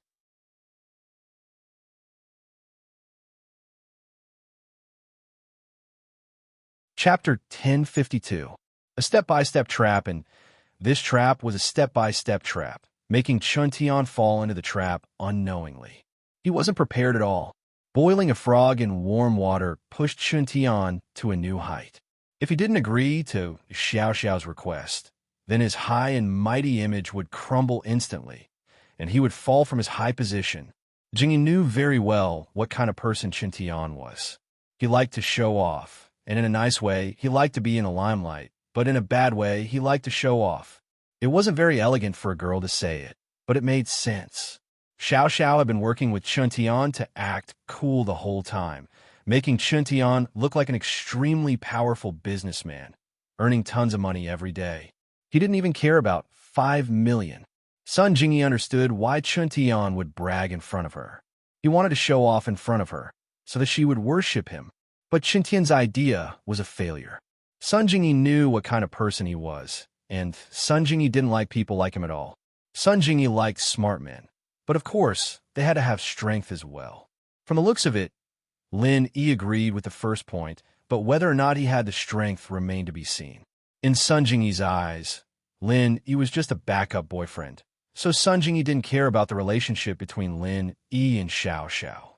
She hadn't made up her mind yet, so there was no need for her to participate in the competition.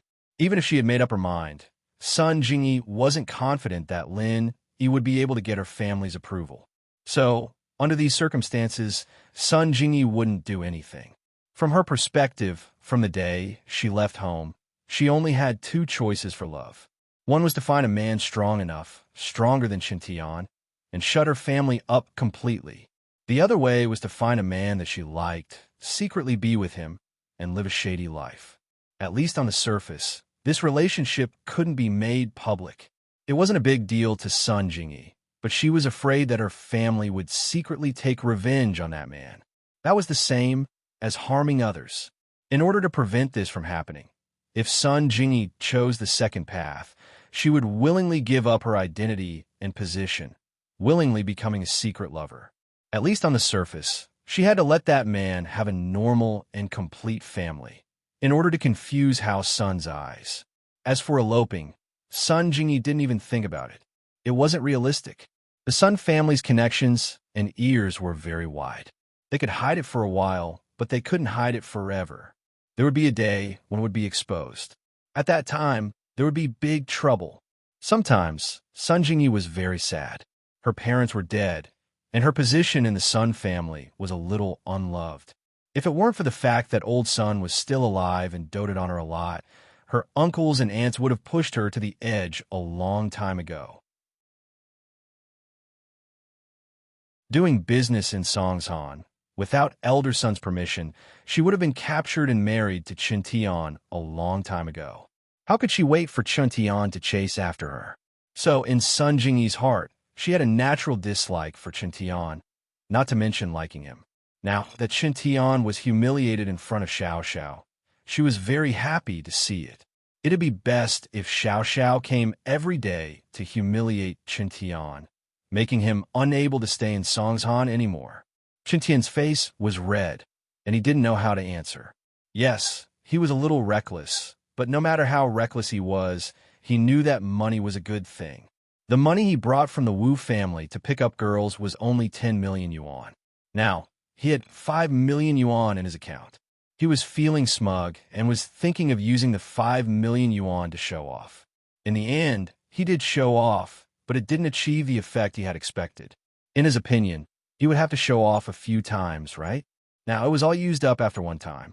Wasn't a little too expensive? At this rate, he wouldn't be able to use the 10 million twice. But some things had already been said, and if he went back on his words now, not only would he lose his image, but he was also worried that Xiao Xiao would get angry and not cooperate with him anymore. How would his heroic image stand out then? With that thought, Chun Tian could only bear with the pain. He gritted his teeth and put on a nonchalant smile. It's fine, it's fine. It's just 5 million, right? It's nothing. Give me your card number. I'll transfer it to you right now. Ha, I knew it. Bro, Chun Tian is really generous. Anyone who marries a man like you would be happy. They'd probably die from happiness. Xiao Xiao said happily, but it was a little ironic. Happy would die. That's right. Anyone who marries Chun Tian would probably really die. He didn't even do anything, and he'd already given away 5 million. If this went on, wouldn't he lose all his wealth? Who would want to marry a man like this? Sun Jingyi could hear the sarcasm in her words as well, and she couldn't help but find it funny. This Xiao Xiao was really smart, not taking advantage of the situation.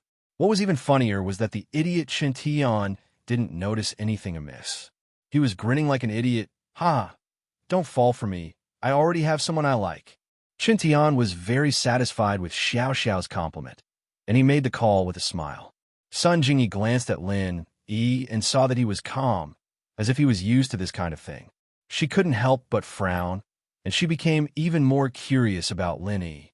5 million wasn't much to House Sun, but to Sun Jingyi, it was a huge sum of money. Sun Jingyi's trading company didn't even make 5 million a year, and Lin Yi's wife could easily scam 5 million. But Lin Yi didn't seem to care at all. Was he pretending to be calm, but did he not care about the money at all? Xiao Xiao looked like she was born in a rich family, but not a very rich one. Otherwise, she wouldn't be interested in Chun Tian's 5 million. But Lin Yi didn't care about it. What a strange combination. Sun Jingyi drove into the parking lot of Starlight Hotel and parked the car in an empty spot.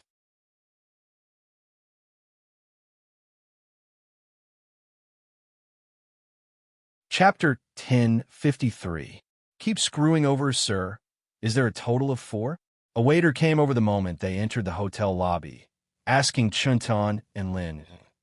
Yes, give us a room. Chun Tian nodded. Sir, you 4 are here for breakfast, right? Why don't you take a booth?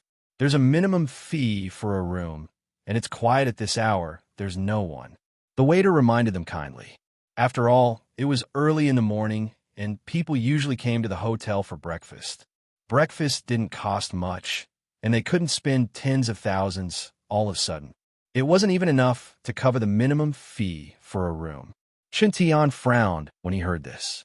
He'd spent so much effort to treat Sun Jingyi to a meal, and he was here to show off, but the waiter's words made him feel like the waiter was looking down on him. What kind of status did he have? He was the grandson of the noble House Wu. Why would he care about the minimum fee? And with his current identity, he was the big boss of Songshan City.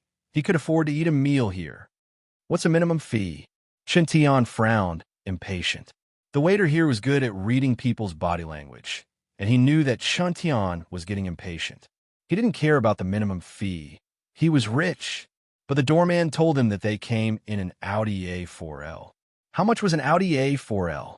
Even if they were rich, they might not be able to spend tens of thousands on a meal, right? At that thought, the waiter wasn't sure about Chun Tian's spending level.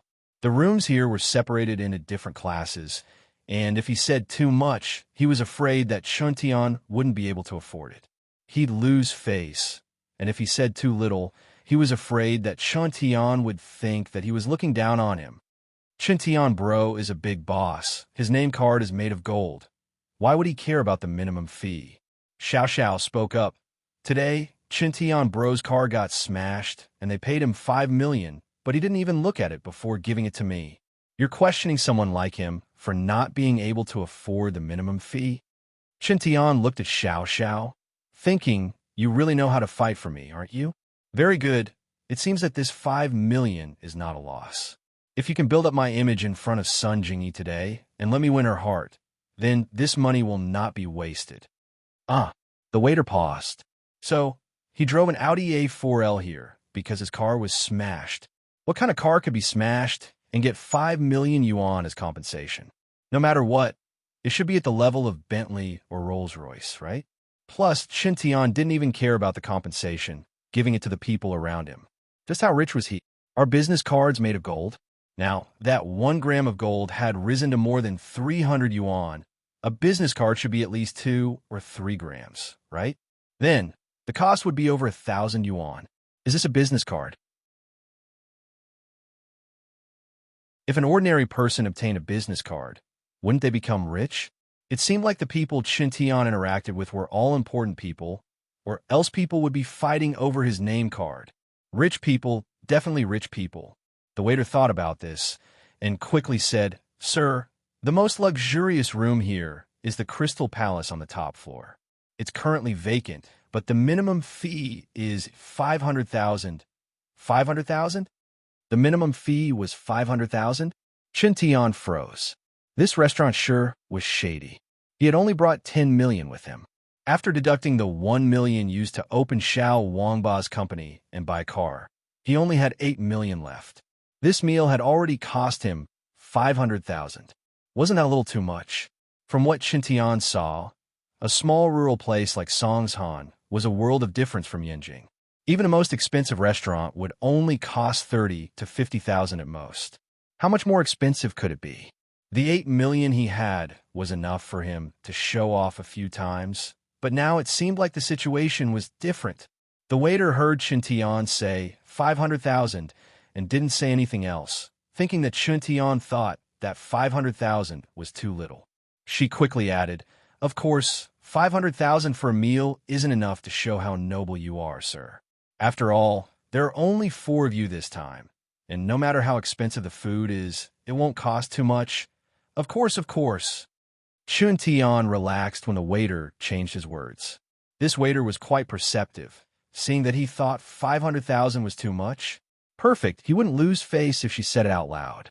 She was right, there were only 4 of them, and they couldn't eat that much. No matter how expensive the food was, it wouldn't cost too much.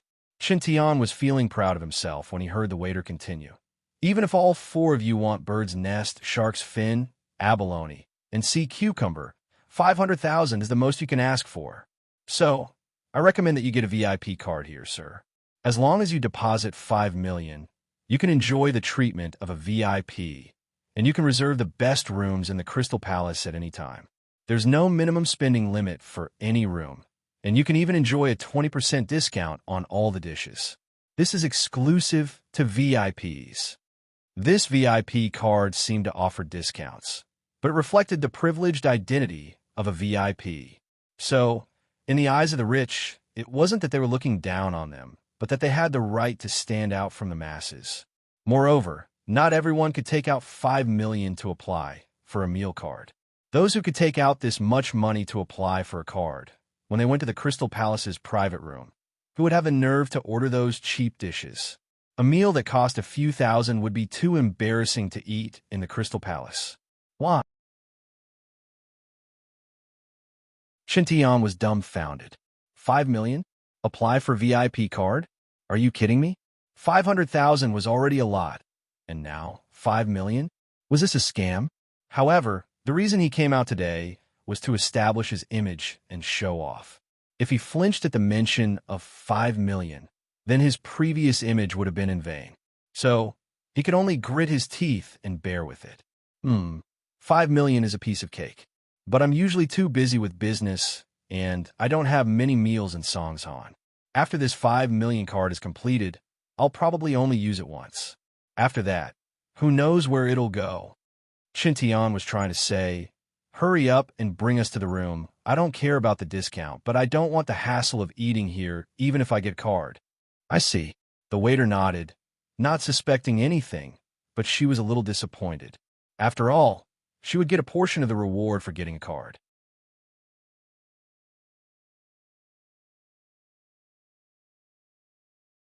Chapter 1054. Chapter 1052. Waste 5 million in Sha? Ha! Qin Tian's expression was weird. He was a little angry. This Xiao Xiao. Even if she wanted to play along with him, she had to understand the situation first. He clearly didn't have that much money, so why did he need to get a card? That was 5 million. How could he not care? But now, Qin Tian felt like he was being forced into a corner. He really had to get this card. Fuck. Since he'd already given her 5 million, he didn't need another 5 million. Phone girl, I've spent a lot of money on you today. You need to build up your image. Whether or not I can get Sun Jingyi is all up to you. Shintan gritted his teeth. All right, I'll get a card then. All right, sir, please follow me. The waiter was overjoyed when he heard that Chuntian had changed his mind. He was a little envious of Xiao Xiao. This Chuntian really was a rich landowner. He was so rich. He'd spent 5 million just like that. The VIP card didn't have to be 5 million. The lowest was 1 million, but he wouldn't get a discount. But Chuntian acted like he was rich the moment he walked in. So the waiter recommended him the highest level card. Xiao Xiao, go do it. Chuntian's heart was bleeding, but he had to be a good person to the end. He'd already promised Xiao Xiao, so he could only let her do it. Chuntian regretted it a little. If he'd known this would happen, he would have just nodded and agreed to it. That way, the card would still be his, but now it was Xiao Xiao's after a few words of bullshit. He'd spent 5 million for nothing. He'd spent 10 million in this short amount of time. Did this Xiao Xiao really think he was that rich? But it seemed like his image in her heart was indeed that rich. Otherwise, why would Xiao Xiao worship him so much? Why would she always say nice things about him in front of Sun Jingyi? In fact, if it weren't for Sun Jingyi being there, and Xiao Xiao not being Lin Yi's girlfriend, Chuntian would have dragged her to the hotel and pushed her onto the bed a long time ago, based on how much Xiao Xiao worshipped Chuntian. But now, Chuntian didn't dare. One reason was that Sun Jingyi was here, and he didn't dare do anything that would make Sun Jingyi misunderstand or dislike him. The second reason was that if he pushed Xiao Xiao down, Lin Yi would have even more reason to get close to Sun Jingyi. If he pushed Xiao Xiao to his side and told Sun Jingyi about it, the two of them would be a couple, and Chuntian would be in big trouble. Sun Jingyi smiled coldly at Chuntian's retarded actions. With your standard, you still want to chase after me? Dream on. Sun Jingyi finally understood how powerful Xiao Xiao was. It hadn't been long, and Chuntian had already spent 10 million. Lin Yi knew Xiao Xiao's personality from the start. She was one of those unlucky people who bumped into her. Other than not messing with Lin Yi, she would mess with whoever she didn't like. After getting the card, Xiao Xiao happily came back with the waitress. Chuntian transferred the money again. His heart hurt. Fortunately, Xiao Xiao praised him a few more times, and he was over the moon again. Now that the 5 million card was in Xiao Xiao's hands, she wouldn't spend it recklessly. She wanted it to be a long time. No matter how unlucky she was, she could at least live for a month or two, right? Lunch and dinner were settled for this month or two, and this made Xiao Xiao extremely happy. Naturally, she couldn't spend it all in one day, so Xiao Xiao waved her hand. The Crystal Palace's room is a bit too big for the four of us. It's too spacious. Let's change to a smaller room. Chuntian almost spat out blood after hearing Xiao Xiao's words. They already got the 5 million card. Why didn't they experience the VIP treatment of the Crystal Palace? Why did they have to change to a smaller room? Although the Crystal Palace didn't have a minimum spending limit, it wouldn't look good to only order 10 or 20,000. Xiao Xiao naturally had to be careful with what she got, and so she asked for a smaller room. It didn't matter if she spent less money that way. Chuntian wanted to retort, but he was afraid that Xiao Xiao would be pissed if he did, and she wouldn't play along with him when they ate. He stopped himself and changed his words. All right, let's go to a smaller room then. It'll be quieter and less crowded. Yes, sir. The waiter didn't care. The 5 million yuan card was already made. It didn't matter where the customers wanted to go. Anyway, the 5 million yuan was definitely going to be spent here. As for whether they ate this time or not, it didn't matter. They entered the room, and the waitress took out the menu for Chuntian to order. Jingyi, Xiao Xiao, Linny, Lil Bro, what do you guys want to eat? Chuntian flipped open the menu, his eyes going back and forth between the expensive delicacies. He'd already spent 5 million, and he could only eat it once. Naturally, he wanted more delicious food to enjoy. That was his own money. There were many delicacies that he hadn't tried before, and he wanted to try them all today. Even if he didn't spend all 5 million, he had to spend at least 3 million. Wouldn't that be a huge loss? Xiao Xiao held her card in her hand, getting nervous when she saw Chuntian ordering those expensive dishes. She wanted to spend it slowly. She didn't want to spend it all in one day. Linny looked at Xiao Xiao, finding it funny, but he still said, We don't want the seafood. Xiao Xiao is allergic to it. She got sick after eating seafood in Yinjing last time. Xiao Xiao heard Lin Yi's words and gave him a thumbs up under the table. Lin Yi's honey was so awesome. She was just thinking about how to get Qintian to order less, and Lin Yi helped. No wonder that Yushu girl liked to stick to Lin Yi so much. Lin Yi's methods were top-notch as well. Qintian paused, his face turning bitter. I can't eat seafood? Then, what other expensive dishes are there? In the restaurant, the most expensive dishes were all related to seafood. So of course the seafood wasn't allowed. It's early in the morning, let's eat something light. Forget about the big fish and meat. Sun Jingyi was a shrewd person. How could she not see what Xiao Xiao was thinking? Since Lin Yi was helping her, Sun Jingyi wouldn't mind helping her screw Qintian over. Sun Jingyi thought that she was on Lin Yi's side. As for Qintian, go play somewhere else.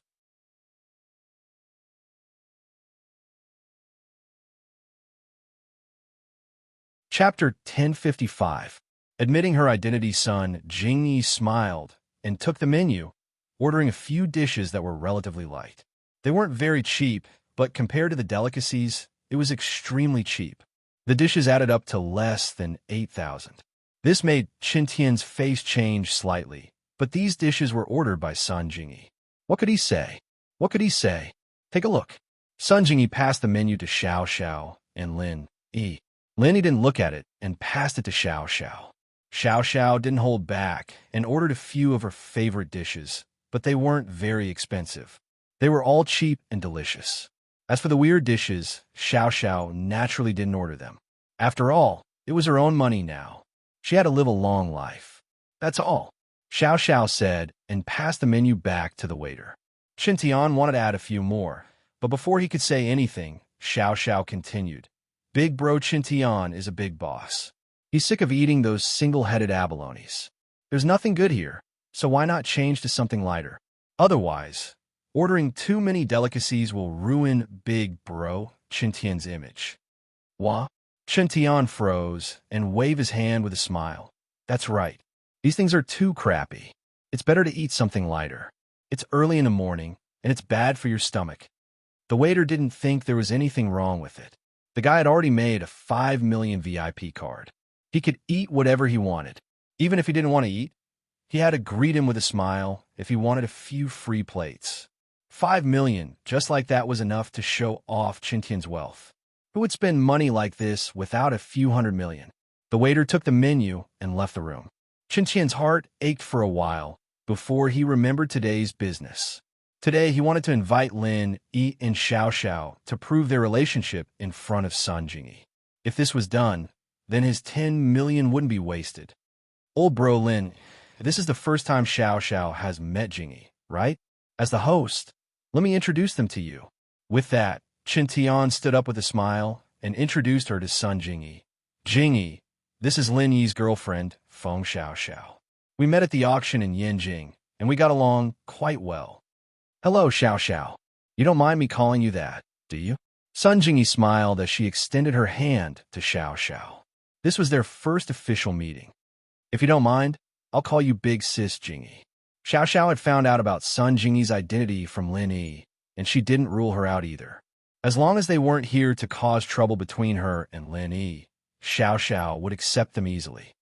Hee, then I'll call you little sister Xiao Xiao. Sun Jingyi smiled and nodded. Xiao Xiao, this is Sun Jingyi, she's… Jingyi, how should I introduce you to Lin Yi? Qintian looked at Sun Jingyi with a troubled expression, giving this difficult problem to Sun Jingyi. Qintian was a little arrogant, but he wasn't stupid. At least he knew that letting Xiao Xiao and Lin Yi come to eat with Sun Jingyi and expose the relationship between Sun Jingyi and Lin Yi was a strategy. At this time, putting out the relationship between Sun Jingyi and Lin Yi and letting Sun Jingyi explain herself was also a strategy. This also meant that Qintian still had some tricks up his sleeves. It was just that Qintian was usually arrogant and liked to act cool, which was why he suffered so many losses in front of Xiao Xiao. Speaking of which, Xiao Xiao had the title of Little Witch in school. How many people hadn't been taken advantage of by her? Hee. I'm Lin Yi's lover. Sun Jingyi smiled and nodded at Xiao Xiao. Why? Chen Tian's eyes widened. He never would have thought that Sun Jingyi would say that she was Lin Yi's lover in front of Xiao Xiao. Wasn't this just asking for trouble? Would Xiao Xiao be willing? Would she be able to continue eating? Chen Tian didn't know what Sun Jingyi was thinking. She still dared to say that she was Lin Yi's lover in a situation like this. Before, Chen Tian thought that Lin Yi was two-timing, and Sun Jingyi didn't know about Lin Yi's ugly side. So, he wanted Xiao Xiao and Sun Jingyi to meet. And when Sun Jingyi saw that Lin Yi had a new lover, she'd definitely chase Lin Yi away in anger. But things developed out of Chen Tian's expectations. When Sun Jingyi saw Lin Yi and Xiao Xiao holding hands in front of her, Sun Jingyi didn't seem to care at all. Of course, Chen Tian didn't think that this would happen. As far as he was concerned, this meant that Sun Jingyi had nothing to do with Lin Yi, and the so-called relationship with Lin Yi was just a facade. Lin Yi was just someone she grabbed. And so, Chen Tian was very happy. Now, Sun Jingyi wouldn't have an excuse to reject him anymore. But now, something unexpected happened. Sun Jingyi said that she was Lin Yi's lover. What was going on? I've heard a lot about you. Xiao Xiao, on the other hand, extended her hand to Jingyi with a serious face. I'll be counting on you, Jingyi sis. You guys. Chen Tian rubbed his eyes. He thought he was dreaming. Why wasn't Xiao Xiao angry?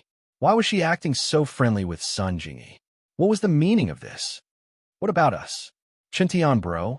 Xiao Xiao pretended like she didn't know anything and smiled at Chen Tian. You. How could you let your boyfriend find a lover? Chen Tian was flabbergasted as he asked. Oh, what's wrong with finding a lover? If he didn't find a lover, would I be his girlfriend? I'm just Lin Yi's second wife, not the main wife. Even a main wife doesn't object to him finding a second wife. Why would I object? Xiao Xiao explained. Huh? Chen Tian was even more shocked. This Xiao Xiao wasn't Lin Yi's main wife? She was also Lin Yi's second wife? But, as shocked as Chen Tian was, Sun Jingyi was even more shocked. She said that she was Lin Yi's lover, but it was just an agreement with Lin Yi. She was Lin Yi's lover in name, not in reality. Sun Jingyi liked Lin Yi, but before she made up her mind, she wouldn't go any further with Lin Yi.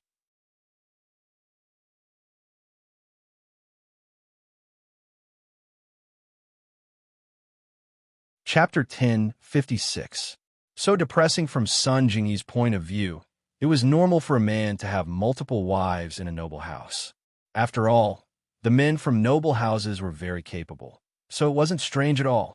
But in the common world, it was a little strange.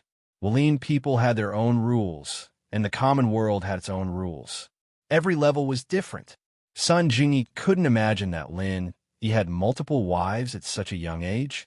And from Xiao Xiao's reaction, it could be seen that her relationship with the first wife was very good, and she didn't object to Lin Yi finding another lover. There were only two possibilities that could cause such a situation. One was that these women were idiots. They couldn't find a boyfriend, so they were willing to share a man. But the possibility of this was zero. How outstanding was Xiao Xiao? It wouldn't be an exaggeration to say that a girl as beautiful as her was one in a million. Looking at Xiao Xiao, the first wife couldn't be any worse. Why would a girl like her need to share a man with someone else? The second possibility was that Lin Yi was too outstanding, and these outstanding girls were willing to sacrifice themselves for him. This was the situation in noble houses. But until now, Sun Jingyi didn't think that Lin Yi was outstanding in any way. Was being a bandit a promising career? Jingyi frowned inwardly. She was getting more and more curious about this man. This man seemed to have a lot of secrets on him. Jingyi, you're from a noble house too. How can you be someone else's lover? Chen Tian's heart was bleeding. He was furious. Sun Jingyi was willing to be a lover for a little tramp, rather than marry him legally? Why? Why? Was he that weak? On the surface, however, he still had to put on the airs of a big brother as he lectured Jingyi. Lil bro Lin Yi is a great man, but having too many wives is just a waste of a family's harmony. And Jingyi, think about it. If you were to be someone else's lover and Grandpa's son found out, Wouldn't he be furious? Really? Couldn't they be lovers? I remember that Grandpa Wu seems to have several wives, right? Sun Jingyi said, disapprovingly. Ugh. Chun Tian paused, his face bitter. Isn't this a different situation? Our Wu family is also an aristocratic family, and aristocratic families are not restricted by the rules of the secular world. Naturally, we can find a few more wives. And the most important thing is that my grandpa is very strong. Those wives don't dare to plot against each other. They are very respectful in front of my grandma. Oh, I'm also from an aristocratic family, so I'm not restricted, Sun Jingyi said lightly. Chin Chin's face turned ugly. He didn't think that Sun Jingyi would be this stubborn. He told her that Lin Yi was just a normal person, and he couldn't play with so many wives. They'd definitely fight. But in front of Lin Yi, he couldn't say that Lin Yi was useless. If he said that, he'd offend Lin Yi, and when Lin Yi left with Xiao Xiao, wouldn't it be awkward? And if Sun Jingyi left with Lin Yi, it'd be even worse. At that moment, the waiter came in with the dishes. Chun Tian could only shut his mouth and think of a solution depressed. What was he supposed to do to turn Jingyi's mind around? Damn it, this Xiao Xiao wasn't jealous at all, and Sun Jingyi was even crazier. She wanted to be Lin Yi's lover. What was so good about this Lin Yi? Chun Tian couldn't see any good points about Lin Yi, no matter how he looked at him. If it weren't for Sun Jingyi, Chun Tian really wanted to slap Lin Yi to death, so that he wouldn't get angry in front of him. The dishes were served, and Xiao Xiao didn't care anymore.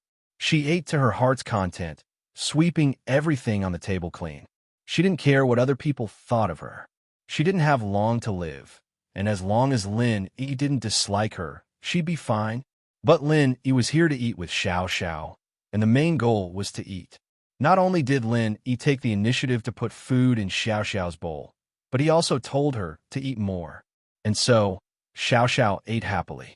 Sun Jingyi didn't eat much, and she was full after eating a little. Chun Tian, on the other hand, didn't eat at all. He was feeling depressed. How could he eat? The situation was far from what he expected. As for asking Xiao Xiao to help him act cool, Chun Tian temporarily gave up on that idea. Jingyi's heart wasn't on him at all, so there was no point in acting cool. What should he do? Chun Tian furrowed his brows. The most important thing right now was Xiao Xiao's attitude. If she strongly rejected Sun Jingyi, or urged Lin Yi to draw a line with Sun Jingyi, then he could still do something. Otherwise, he had no hope at all. The other method was to call Sun Jingyi's family and tell them that Sun Jingyi was someone else's mistress. But this was a method he couldn't use unless he had no other choice. If Sun Jingyi knew the truth, she'd hate Chun Tian even more. Tattling behind someone's back was a taboo. Some people were happy, while others were sad. Xiao Xiao ate happily, and Chun Tian was depressed. Lin Yi and Sun Jingyi were watching him make a fool of himself. Chun Tian had prepared a few tricks to act cool before he came, but he didn't use any of them. He didn't have the mood to use them now. Even with Xiao Xiao's cooperation, there was no point in showing it off. Sun Jingyi's heart wasn't on him.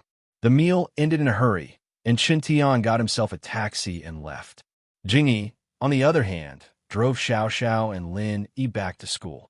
Once in the car, Sun Jingyi couldn't help but laugh. She gave Xiao Xiao a thumbs up. Lil sis Xiao Xiao, you sure know how to trick people. Chun Tian lost 10 million in one morning. Ha ha ha. Xiao Xiao smiled, pleased with herself. She was quite confident when it came to scamming people, but a fool like Chun Tian was a rare sight to see.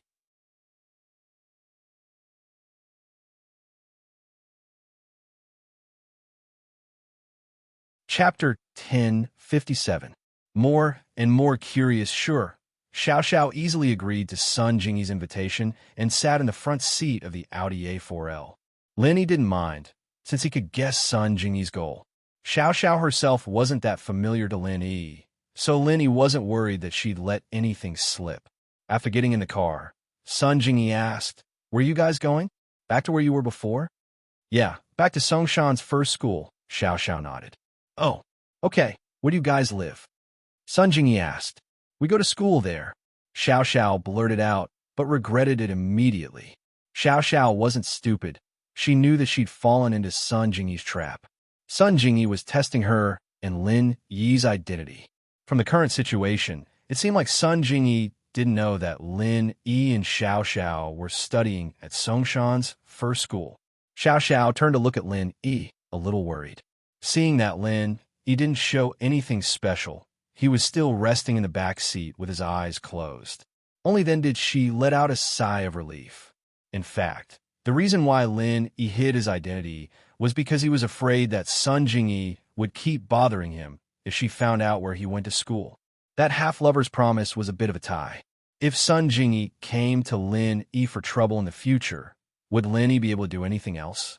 Therefore, Lin Yi didn't tell Sun Jingyi that he was a student of First Senior High School. He only told Sun Jingyi to wait for him near First Senior High School. However, during this period of time, Sun Jingyi didn't bother Lin Yi again. So it seemed that Sun Jingyi wasn't the kind of person who would trouble Lin Yi for anything. So, Lin Yi didn't mind telling Sun Jingyi his identity.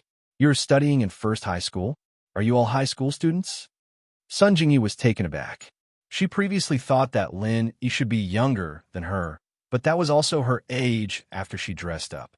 In her opinion, Lin Yi should be about the same age as her actual age, around 20 years old. She never thought that Lin Yi was only a high school student. Wasn't the disparity too great? Lin Yi was actually a student? How was this possible? Wasn't he a great bandit? Yes, a high school student. Seeing that Lin Yi didn't have any special expression, Xiao Xiao told Sun Jingyi the truth. Oh my God! Sun Jingyi confirmed this information and was a little embarrassed. She was already 20 years old. How could she have feelings for a guy younger than her? Ugh. Then why are you Lin Yi's small wife? He has a big wife? Sun Jingyi quickly changed the topic. Yes, he has a big wife. And I'm his small wife? Xiao Xiao nodded quickly. Aren't you Lin Yi's lover too? This lover is only half. It's just a name, he. Sun Jingyi explained. It's just because Wu Chentian is too clingy. I used Lin Yi as a shield. Oh, I see. Xiao Xiao was a little disappointed. I thought I could play 3P with you. Xiao Xiao had gotten bolder after spending more time with Yushu. She was actually quite curious about the 3 batches. After all, she didn't have much time left. She wanted to try anything new. She could tell that Tang Yun was a more traditional and conservative girl. She wouldn't play 3P with her in such a short amount of time. Even if she was alone with Lin Yi, Tang Yun probably wasn't ready yet. As for Yushu, Lin Yi clearly didn't have that kind of feelings for her yet. How could Xiao Xiao not see that?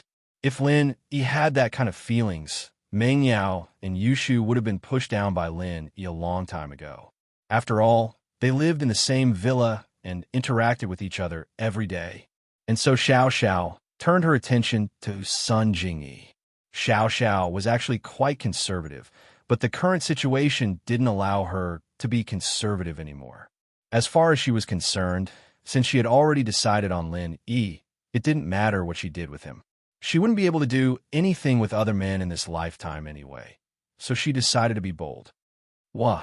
Sun Jingyi almost drove the car into the pavement after hearing Xiao Xiao's shocking words.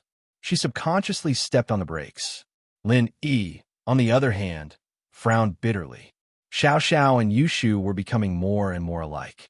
He really didn't know if getting them together was a blessing or a curse. But the good thing was that Xiao Xiao didn't have much longer to live, but at the thought, Lin Yi's heart tightened. Was it really good? Lin Yi really didn't want Xiao Xiao to leave. Even if she did it with Yushu, Lin Yi didn't want to lose her. It had only been 2 days, and Xiao Xiao's position in Lin Yi's heart was getting more and more important. Especially when he heard that Xiao Xiao had woken up in the middle of the night to make him pastries, especially this morning. Lin Yi was extremely touched, and so Lin Yi really wanted Xiao Xiao to live. Lin Yi sighed softly, started to worry. Haha, I'm just joking. Xiao Xiao quickly shut up after seeing that Sun Jingyi was scared by her words. Haha, it's nothing, it's pretty fun. Sun Jingyi wiped the sweat off her forehead. 3 batches.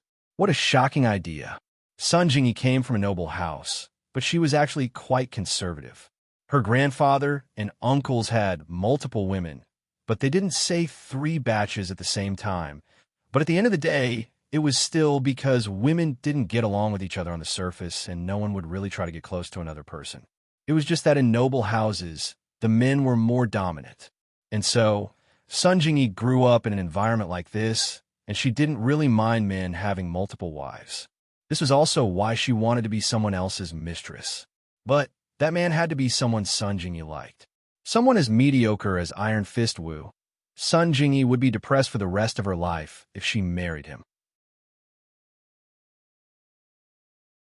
Lin.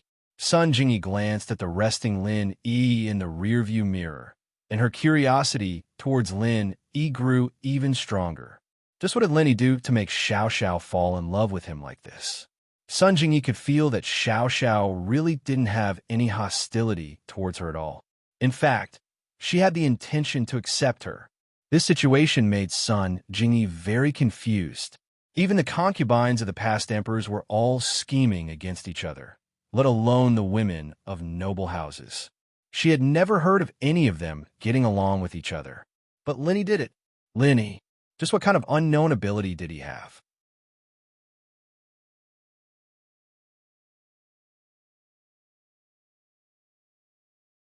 Chapter 1058.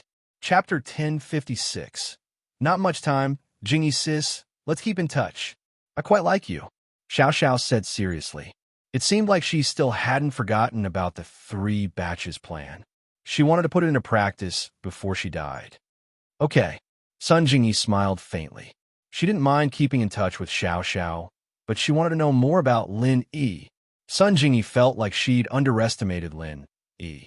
This guy wasn't as simple as he looked. You should consider my suggestion. I don't have much time left, Xiao Xiao said anxiously. You don't have much time left? Sun Jingyi paused. Lin Yi, who was sitting in the back seat, opened his eyes abruptly. Huh, yeah, I'm a 12th grader already. Maybe I'll go to university somewhere else, and I won't be able to see you so often. Xiao Xiao realized that she'd let the cat out of the bag, but she was smart enough to change the topic. Oh, university? Haha, but I'm afraid I can't accept your suggestion for now. Jingyi shrugged apologetically. She was a natural and poised person, and wouldn't be too shy even when the topic was brought up. If Lin Yi could really move Sun Jingyi's heart, then Sun Jingyi might be able to accept Xiao Xiao's suggestion, but now wasn't the time. Lin Yi closed his eyes again. He knew that Xiao Xiao had let the cat out of the bag, but he'd recovered in time. People who didn't know the truth might get tricked by her. Lin Yi sighed softly. Xiao Xiao's suggestion had moved Lin Yi, but Lin Yi couldn't help her fulfill her wish. If Xiao Xiao could keep living, perhaps there would be such a day, but in terms of time, there wasn't enough time at all. Lin Yi, on the other hand, was a principled man. He wouldn't force her to do anything. His occupation made it so that he couldn't think with the lower half of his body. This time, the car didn't stop at the snack street behind the school, but directly at the entrance of the first high school. Goodbye, Jingyi sis. Remember to text me. Xiao Xiao and Sun Jingyi had established a relationship very easily, and she was saying goodbye reluctantly. Lin Yi realized that if Xiao Xiao wanted to make friends, it would be very easy. Her personality had always been lively, and she could easily get other people's approval. All right. Sun Jingyi nodded and looked at Lin Yi, worried. Wu Chentian won't let this go easily. I'm afraid he'll cause you trouble. Oh, whatever. I'm not afraid of him. Lin Yi shrugged indifferently. Don't underestimate him. Chentian may look dumb, but he's still from a noble house. You know the power of noble houses, right? He said that you guys met at the auction in Yanjing. Sun Jingyi wanted to tell Lin Yi about the power of noble houses, but she remembered that Chuntian said that he met Lin Yi and Xiao Xiao at the auction in Yanjing. Sun Jingyi found it strange at that time. Wasn't the auction in Yanjing the one house you held? Sun Jingyi was from House Sun, and naturally, she knew about the auction. Although she didn't attend, she knew that the people who attended the auction were either rich or powerful. Other than noble houses, the people who could attend the auction were all people with power and background. But Lin Yi and Xiao Xiao, how could they attend the auction? Sun Jingyi was curious and wanted to ask, but Chen Tian was there, so she couldn't. Now that she thought about it, she was confused. I went with a friend. Lin Yi smiled and said faintly.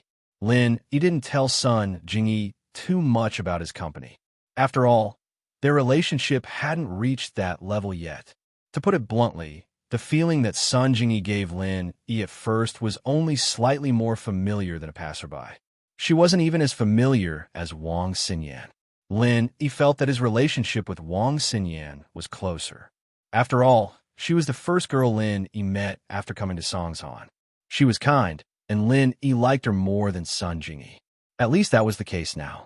Wang Xinyan and Lin Yi didn't have any benefits involved. It was a one-sided relationship.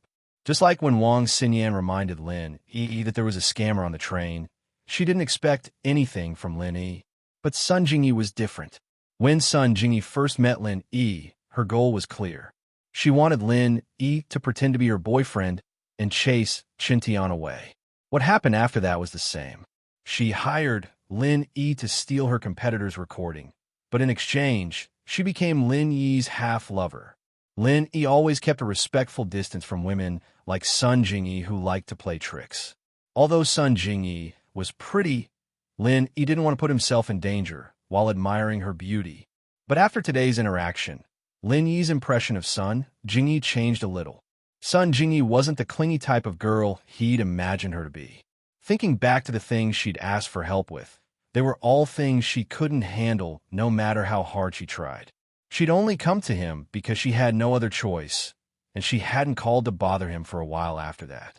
This made him feel that Sun Jingyi wasn't a bad person.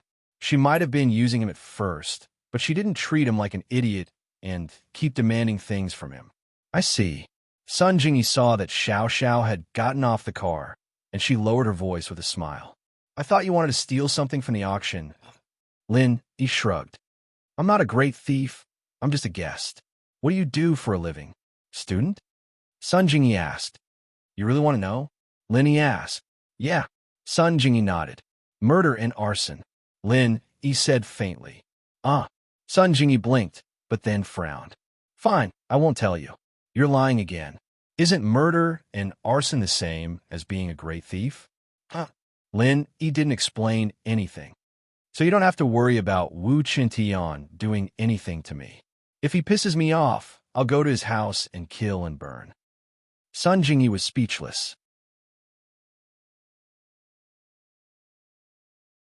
She didn't know what to say after seeing Lin Yi's nonchalant face. Then be careful. Lin Yi nodded and got off the car, quickly catching up to Xiao Xiao.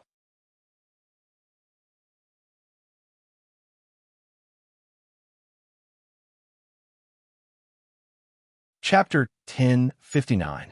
Chapter 1057. Lin Yi's strength. Sun Jingyi was talking to me, telling me to be careful of Wu Qintian. Lin Yi said. Oh, will you be careful then? Xiao Xiao asked. I think he should be careful of you. Lin Yi smiled. Huh. Xiao Xiao was a little happy. I think so too. But that Xie Yufeng, you should be careful. When I'm not around, you and Shu shouldn't mess with him alone, Lin Yi said. Oh, what's wrong with Xie Yufeng? What's so great about him? What can he do to us? Xiao Xiao didn't understand. Xie Yufeng is a practitioner, a mystic early phase peak. Lin Yi didn't hide this from Xiao Xiao. With Xiao Xiao's family background, she definitely knew the difference in strength. Ah, Xiao Xiao was shocked by Lin Yi's words. A mystic early phase peak? Really? Really? Lin Yi nodded.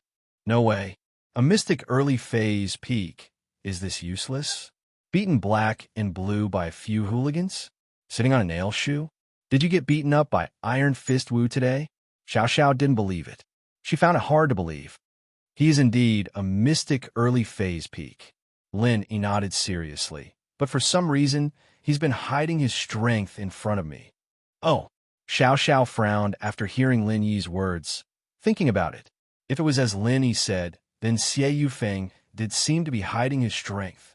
Whether it was that day, in the karaoke bar, or this morning, Yufeng seemed to have the confidence to teach the opponent a lesson, but then he suddenly gave in. Xiao Xiao was confused before, but she didn't think about it. Now that she thought about it, it was indeed strange. Only Lin Yi's explanation could explain it. In front of Lin Yi, Xie Yufeng was purposely acting like he had no strength. Then what does he mean by doing this? Is he targeting you? Xiao Xiao wasn't stupid. She knew what was at stake here. There had to be a reason why Yufeng was doing this, and it was most likely because of Lin Yi. Xiao Xiao's heart tightened at the thought. She didn't know when it started, but she started treating Lin Yi as her boyfriend, someone she cared about. He wasn't a so-called love experiment or target of revenge anymore. It was a gradual change, and even Xiao Xiao herself wasn't aware of it. A person's thoughts were the hardest to fathom. In many cases, love and hate happened in an instant.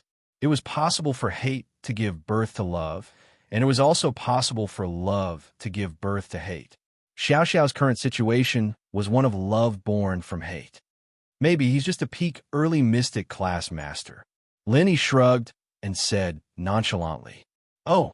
Xiao Xiao's eyes lit up at Lin Yi's words. Lin Yi appearing at the auction meant that Lin Yi must have some understanding of the noble houses. It was normal for him to know about the ranking system in the martial arts world, so Xiao Xiao didn't think there was anything wrong with it. But Lin Yi was looking down on Xie Yufeng, and that meant something. If Lin Yi knew what a peak early mystic class master meant, and he was looking down on him like that, then how strong was Lin Yi? Could it be that Lin Yi was a practitioner as well? Someone from the martial arts world? Xiao Xiao couldn't believe it. Because of her father's job, Xiao Xiao naturally knew more than others. But she also knew how rare martial arts people were in the common world. Golden class masters were easier to deal with. After all, some rich people had masters like that around them. Many practitioners stagnated after reaching the golden class. They didn't have a higher goal in their cultivation, so they would naturally pursue the pleasures of money. It wasn't uncommon for them to become the lackeys and thugs of the rich, but there weren't that many mystic class practitioners. Normally, if a mystic class practitioner had the slightest chance of advancing, they wouldn't become the bodyguards of the rich. But there were no absolutes in this world. Although mystic class practitioners were rare, there were still a few of them. But Lin Yi, a high schooler, was looking down on a peak early mystic class. Then he himself, Xiao Xiao, only knew that Lin Yi was strong, but she didn't know that Lin Yi was this strong. This meant that Lin Yi might really be stronger than Xie Yufeng. Lin Yi, honey, you. Xiao Xiao's eyes were wide open as she looked at Lin Yi in disbelief. You're not stronger than Xie Yufeng, are you? Lin Yi nodded. Since he'd accepted Xiao Xiao, there were some things he wouldn't hide from her. Tang Yun, Meng Yao, and Yushu all knew about his strength. Plus, Xiao Xiao's father, Tian Long, was his former comrade. There was no reason for Lin Yi to hide anything.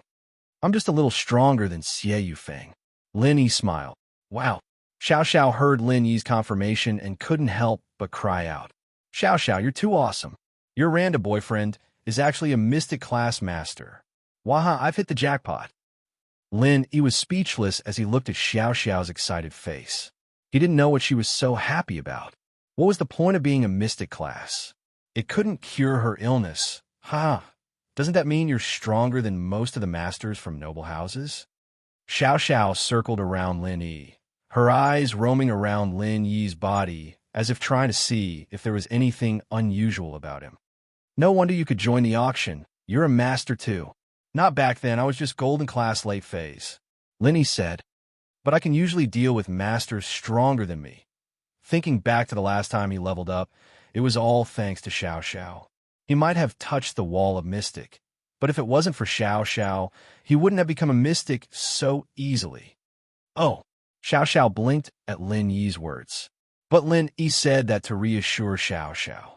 After all, she didn't have much time left, and Lin Yi didn't want her to worry every day. So don't think too much. Whether it's Wu Qintian or Xie Yufeng, there's no problem. Not just Wu Qintian. Even if his grandfather came, I wouldn't be afraid. Lin Yi smiled.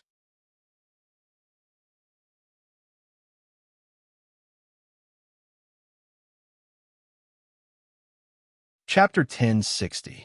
Old Yu tricked Xiao Xiao, didn't think much of it at the time, but now that she thought about it, could it be that Lin Yi did it to protect her? Xiao Xiao's heart warmed at the thought, and she was incredibly touched. Her relationship with Lin Yi wasn't that good back then. Was it? Was he willing to take the risk for her? If Lin Yi was still a golden class late phase then, he wouldn't be a match for Gong Gao at all. Lin Yi doing something like this was enough to show how much Lin Yi cared about her. Xiao Xiao's heart was moved, and she didn't care that they were in front of the school. She hugged Lin Yi and started sobbing. Xiao Xiao's crying scared Lin Yi out of his wits. What was going on? She was fine a moment ago. Why was she crying all of a sudden? Xiao Xiao couldn't have been possessed by that crybaby fatty lie, could she? Xiao Xiao, what's wrong? Lin Yi was a little scared and a little embarrassed. After all, they were in front of the school, and a little girl was crying while hugging him. It wasn't a big deal to those who knew, since Xiao Xiao was his girlfriend. But what about those who didn't know? Wah, Lin Yi, honey, you're so good to me, Xiao Xiao said as she cried. Lin Yi froze. How was he being good to Xiao Xiao? You were in Yinjing at the auction. You knew how strong that old man Gong Gao was, but you still stood in front of me, Xiao Xiao explained after seeing Lin Yi's confusion. Ugh. Lin Yi didn't know whether to laugh or cry at the words. This thing you're talking about, I'm so touched. No one's been this nice to me since I was young. Xiao Xiao was telling the truth. Tianlong couldn't be by Xiao Xiao's side because of work, so Lin Yi was the person who treated Xiao Xiao the best. Then don't cry. This is the school gate. It's not good if other people see. Although Lin Yi didn't really care about other people's opinions, this was still not a good thing. So Lin Yi reminded Xiao Xiao. I don't care, I just want to hug you and cry. Let me be touched. Xiao Xiao started acting coquettishly. Lin Yi didn't know what to do, so he let Xiao Xiao hug him. But after a while, Lin Yi couldn't take it anymore. All right, Xiao Xiao, let's go back to school. No, I want to keep hugging you. Xiao Xiao loved the feeling of leaning on Lin Yi's arms. She didn't want to lose this feeling. If you don't listen to me, then I won't be nice to you anymore. Lin Yi couldn't do anything but scare Xiao Xiao. Oh, okay. This worked, and Xiao Xiao let go of Lin Yi unwillingly. The tears on her face had dried up long ago, and she just wanted to stay in Lin Yi's arms. Xiao Xiao and Lin Yi went back to the classroom. It was a smooth process. The Miss and Yushu knew about Lin Yi and Xiao Xiao's relationship, so they turned a blind eye to it. But Xie Yufeng, on the other hand, looked at Lin Yi and Xiao Xiao with a venomous glare. It was because of Xiao Xiao and Lin Yi that he lost 5 million. Yufeng had to get his revenge for this. Yuren was a small owner of a grocery store, running a small business. His family's financial situation was very tight, and because he didn't have much money in his hands, he didn't expand his business. The money he made every day was just enough for his family to live on. However, Yuren didn't want his family to be poor forever. He wanted to change, so when he earned a lot of money, he would buy a few lottery tickets to entertain himself. Yuren's dream was to hit the 5 million jackpot one day. That way, his family's life would get better. Old you, what are you thinking about? A butcher came over when it was almost time to get off work. Nothing. I'm packing up and going home, Yuren said as he packed up. Are you free tonight? I'll bring you to see something exciting, the butcher said. Oh, what kind of exciting thing? Yuren paused, not knowing what the butcher was talking about. He shook his head. It's that kind of erotic show, right? I'm not going, my wife's really strong. If she finds out, I'll be in trouble. Heh, you really are a coward. The butcher shook his head in disdain. What erotic show? It's a boxing show. Do you know about underground boxing? It's very exciting. Boxing show? Yuren heard that it wasn't an erotic show, so he didn't reject immediately. Is the ticket expensive? It's free. The butcher laughed. My nephew has a friend in the underworld. He gave him a few tickets. And I got 2. Let's go, we'll go see. With that, the butcher put his oily hand on Yuren's shoulder and pulled him away. The butcher was actually here to scam Yuren.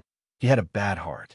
He took 500 from his nephew just to trick Yuren into watching an underground boxing match. Otherwise, he wouldn't have thought of Yuren for such a good thing. It's free? There's such a good thing? Yuren didn't believe it. Even if there's such a good thing, why would you think of me? Yuren wasn't an idiot. He knew that this butcher was just a normal relationship with him, and he didn't look for anyone else but him. Yuren was confused. Hey, Didn't you look after my stall for half a day a few days ago? You even helped me sell some meat. So naturally, I thought of urine bro first when there's a good thing. The butcher smiled. Is that so? Urine heard the butcher's words and believed him a little, but he still asked, You really don't need money? I don't have a penny. My daughter, Yuan, took all my money home. You don't need money. The butcher smiled. Let's go, just come with me. Urine was relieved after hearing the butcher's words and went to watch the match with the butcher. At first, Urine wasn't very confident, but when he entered the arena with the butcher and sat in the audience, Urine finally understood that he didn't need to spend a cent to watch the match. Now that he didn't have to worry anymore, Urine started talking to the butcher. This boxing match, who organized it? Is it good?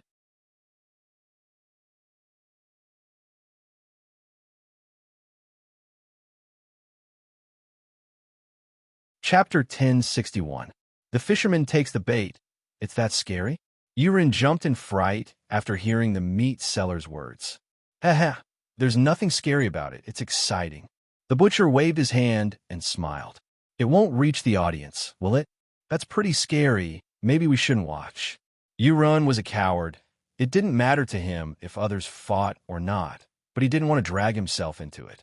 This was the tragedy of the people at the bottom of the society. All they thought about was when they'd be able to eat and wear warm clothes, and what happened to others had nothing to do with them. Old man Uran was this kind of person. Look at your cowardly face. How could they fight in the audience seats? I've been here a few times already. You can watch later. The butcher smiled. At this moment, a young man sitting beside Uran spoke up as well. This was someone Little Scorpion had arranged. His status was similar to the butcher. Not only is it exciting, but you can also make a fortune. Look at me. I didn't even have a cent, but after watching a few matches, I'm a millionaire now. The young man said proudly. What? You became a millionaire without a cent? How is that possible? Urin paused. He wasn't interested in the underground fights, but after hearing the young man say that he became a millionaire from penniless, he was interested. Urin wanted to win the 5 million lottery, even in his dreams, so he was very interested in these kinds of things. Haha, what's impossible? The young man looked at Uran with disdain. Do you know what gambling is? Gambling? Uran paused. You never played before, right? I played this before too. The meat seller laughed and told Uran the rules of the bet. Uran understood, but he was still scared. If I lose, wouldn't I get nothing? Hey, isn't this just gambling? If you buy a lottery ticket and don't win, wouldn't you get nothing? The young man said with disdain. A country bumpkin like you shouldn't have any money. I'll show you. Uran didn't say anything, but he was moved. Going from penniless to a millionaire was a legend. With that in mind, Uran paid close attention to the young man and the meat seller's actions. Before the match started, someone had already started collecting bets on a tablet computer. The young man directly bet 100,000 on someone called Red Dragon to win, and the butcher had bet 10,000 on Red Dragon.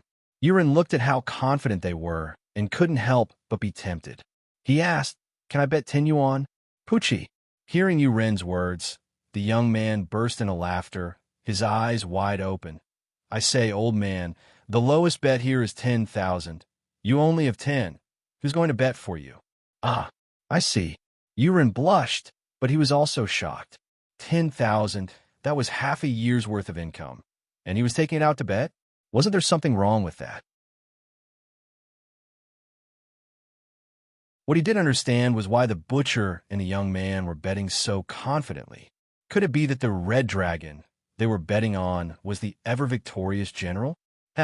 I say, old you listen to me. Hurry up and bet, or you'll regret it later. The butcher looked at Uran and reminded him. That Red Dragon, is he strong? Uran couldn't help but ask. That's pretty strong. The butcher curled his lips. 3 matches yesterday. He won every single one. He didn't even give his opponent a chance to breathe. I'm regretting it yesterday. That's why I bet 10,000 on last match. If I had bet before, I'd be a millionaire right now. Is that so? Uran was tempted, but he was still worried. 9 out of 10 bets are cheating. If that's the case, wouldn't the owner of this arena lose his money? I don't know about that. This kind of thing isn't done behind the scenes. It's a real fight. If you don't fight to the death, there's no way to tell who's the winner. So, even if you want to fake it, there's no way, right? The butcher said. Oh, Yurin was tempted, but he was still very cautious. He wanted to wait and see. The result made Yurin a little depressed, but at the same time, he was looking forward to it. There was no doubt that the Red Dragon won. In just a few moves, he had defeated his opponent on the stage. Moreover, the young man and the butcher weren't wrong. They were indeed fighting for real, because the Red Dragon's opponent's head had already been blown off by the Red Dragon. This kind of bloody scene scared Yurin, but he didn't sympathize with the people who were killed.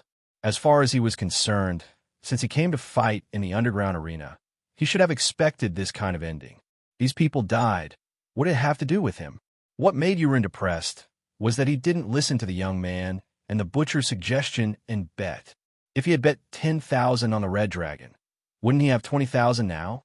The young man's 500,000 turned into 1 million, and the butcher's 10,000 turned into 20,000. Yurin was really envious. Such a good chance to get rich, and he missed it. If he had bet 10,000, he would have earned 10,000, and that would have been half a year's worth of income. But the thought, Yurin was even more depressed. He couldn't help but blame himself. Yurin, why couldn't you be more daring? If you had bet 500,000, wouldn't you have 1 million? But Yurin's depression deepened at the thought. He could barely take out 10,000, but if he were to take out 500,000, wouldn't that be a fantasy? He'd have to sell his house. But his house was rented. It wasn't even his. The new round of bets began, and it was still the Red Dragon against another unknown fighter, Ares.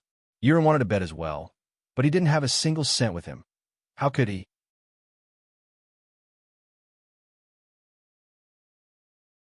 The young man used bank transfer, and the butcher used cash, but Yurin didn't have any cash with him, and he didn't have the phone transfer function. Even if he wanted to bet, he couldn't. He regretted it. Even if he only brought 10,000, it would have been fine. Why didn't he have a single cent?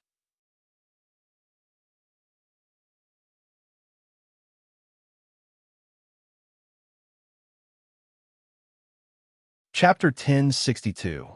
Chapter 1060. The Last Gamble. I'm borrowing money from the arena. This place offers high-interest loans. The young man said impatiently. You can ask later. I'm busy betting right now. I'll tell you after I'm done. You didn't ask before, but now that you're asking, can't you see I'm busy? Wait, bro, it'll be too late. How could Yurin wait until he was done? Then it'd be too late. He wanted to bet now. You can borrow money from the casino. 500,000 at most. Just sign an agreement, and it'll be fine. The young man waved his hand impatiently. He was doing it on purpose. If he was too enthusiastic, it'd raise Yurin's suspicions. As expected, the more he acted like this, the more anxious Yurin was. He didn't care anymore. He'd wait for the person to come and ask for the loan. This was a once-in-a-lifetime opportunity. As long as he bet, he'd be able to make money. Yurin didn't want to miss this chance. However, the loan wasn't something that could be done in one go. The person who placed the bet took out his walkie-talkie and called the professional in the arena, asking him to handle the loan for Yurin. The person who placed the bet continued to collect the bets from the others. What made Yurin regretful was that although the loan was done, the second match had already begun. They weren't accepting bets anymore, which meant that he could only place his bet on the last match. He regretted not borrowing money earlier. He'd lost a chance to make a fortune. Why was Yurin so sure that he'd make a fortune this time? The reason was simple. The match had only been going on for 5 minutes, and it was already a one-sided situation. Red Dragon was beating Bai Yang up, and Bai Yang didn't even have the strength to fight back. It didn't take long before he was covered in wounds. Although Bai Yang was trying his best to fight back, the effect was very weak. He wasn't a match for Red Dragon at all, and after a while, his nose was bleeding and his body was covered in bruises. Go Red Dragon! The crowd cheered once more. These people had placed a lot of bets on Red Dragon. Red Dragon didn't disappoint them, suppressing his opponent this time. It was foreseeable that Bai Yang would fall soon. Yurin regretted it. It was such a great opportunity. He didn't know if the Red Dragon would appear again in the third match. After all, if this went on, Wouldn't the owner of the boxing arena lose his money? The Red Dragon should have been replaced in the third round, right? As expected, the Red Dragon won again. Cheers rang out from the stands again. Red Dragon's opponent's heart caved in and he died. This kind of thing could not be faked. Excited shouts rose and fell because the Red Dragon had brought another huge sum of wealth to everyone. This made everyone's blood boil. Many people had placed huge bets on this match. It could be said that this match had made these people unimaginable wealth. Just when everyone thought that the boss of the casino would be replaced, something unexpected happened. After the battle, the Red Dragon did not leave the arena. Instead, he continued to sit at the edge of the arena to rest. In other words, the Red Dragon would still appear in the third match. This made everyone excited again. Could it be that the Red Dragon was going to continue competing? Wouldn't that bring them another huge sum of wealth? Soon, the list of contestants for the third match was announced on the screen. It was still the Red Dragon, and his opponent was still a newbie Black Cat. In the audience seats, the people were excited again. They were all making calls nonstop. Secretary Wong, you transfer all the company's money to my account. I'm going to play big. Yes, that's right, all of it. A bald boss took the phone and ordered his secretary. Manager's son, I'll use my company's building and all my real estate as collateral for a loan of $200 million. Yes. Don't you trust me? I'll get someone to send you the property certificate. Transfer the money to my account immediately. A middle-aged fat man who looked like a big boss also said to the other side of the phone, Dad, it's me. Transfer all the money in the house to me. Quick, I have a big deal. A young master was also on the phone. Son, I'm your father. Quickly withdraw the overseas investment and give it to me immediately. I want it now. What's that little penalty? I'm telling you, if you give me the money now, after tonight, I'll be on the rich list. Another boss was raising funds. Brotherly, I'm Scarface. Lend me $500 million. This was an underworld boss who was in a gambling frenzy. He was borrowing money through the underground money house. There were countless people who were making calls like this in the field. They all realized that this was the biggest opportunity of their lives. The Red Dragon was actually going to compete again. They knew that this was probably the last time the Red Dragon would compete. The boss of the boxing arena would definitely not let him compete again tomorrow. This kind of ever-victorious general would be losing money if he were to compete again. Of course, the people present were not worried that the boxing arena would arrange for the Red Dragon to fake the third match, because it would be obvious at a glance. The boss of the boxing arena would definitely not do something that would arouse public anger, unless he colluded with the Red Dragon and let the Red Dragon be killed. But that was impossible. No matter how much they gave him, the Red Dragon wouldn't choose to cooperate with the boxing arena and get killed. What was the point of asking for benefits when he was dead? What's more, a fighter like the Red Dragon was a pillar in any underground boxing arena. Urin didn't want to bet $500,000 in one go, because if he lost, he wouldn't be able to pay it back.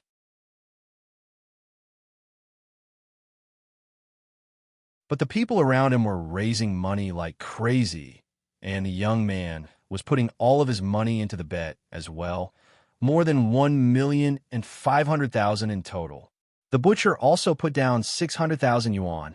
Yurin's eyes turned red as he gritted his teeth and bet all of the 500,000. Urin thought that since everyone was so confident in betting all of their money, then naturally it wouldn't go wrong. However, the third match was beyond everyone's expectations. Red Dragon was indeed strong. In the third match, he was still as brave as ever, but his opponent didn't seem weak either. He wasn't like the previous two opponents who were defeated so quickly.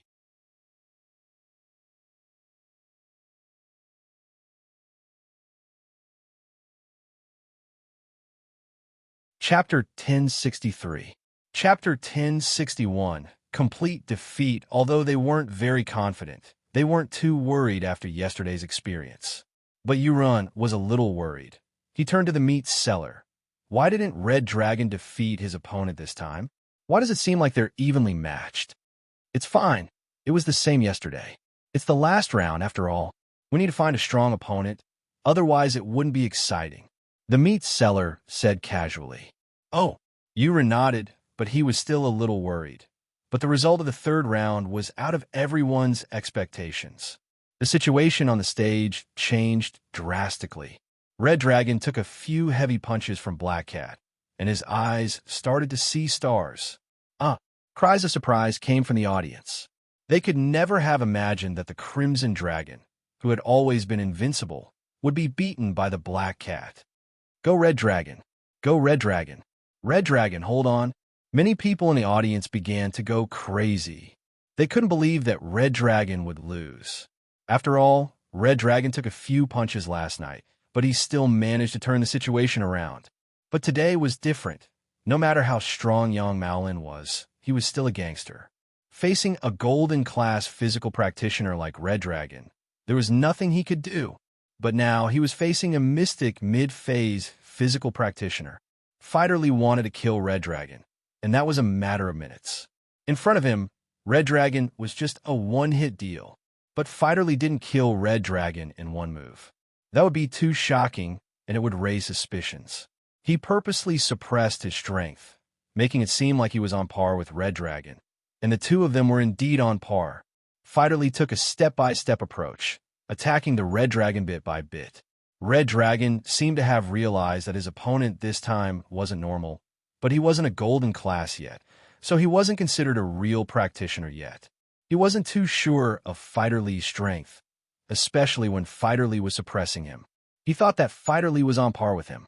Although the Crimson Dragon had suffered a loss before, he attributed it to his carelessness. After adjusting his state, he punched the Black Cat. Bang! Red Dragon's fist collided with Fighter Lee's, but there was a gotcha sound. The Red Dragon wailed. His arm drooped down. His right arm was crippled. Fighter Lee laughed coldly in his heart. What a fool. With this level of skill, he still dared to show off in front of him? If it weren't for the fact that he didn't want the audience to suspect him, the Red Dragon would already be a dead man. Seeing that the Red Dragon seemed to be at a disadvantage again, the audience began to worry. Although they did not know that one of the Crimson Dragon's arms had been crippled, they still had high hopes that the Crimson Dragon could turn the situation around. Rise, Red Dragon! Kill him! Kill the Black Cat! Red Dragon, you can do it! Invincible Red Dragon! Kill that Black Cat bastard! The audience went crazy and cheered for the Crimson Dragon. They couldn't wait to beat the Black Cat up for the Crimson Dragon. After all, they had placed a huge bet on the Red Dragon. If the Red Dragon lost, they would go bankrupt. The sweat on Yurin's forehead was getting thicker and thicker. He never would have thought that the invincible Red Dragon would be so weak all of a sudden. It didn't seem like he was a match for the Black Cat now. Please don't lose. Please don't lose. Yurin prayed silently in his heart, but the situation on the stage was not looking good. Jiang Wen looked at the scene through the screen, very pleased with himself as he sipped on the red wine in his hand. Fighter Lee's not bad, huh? You know how to act. That's right. Congratulations, Master Jiang Wen.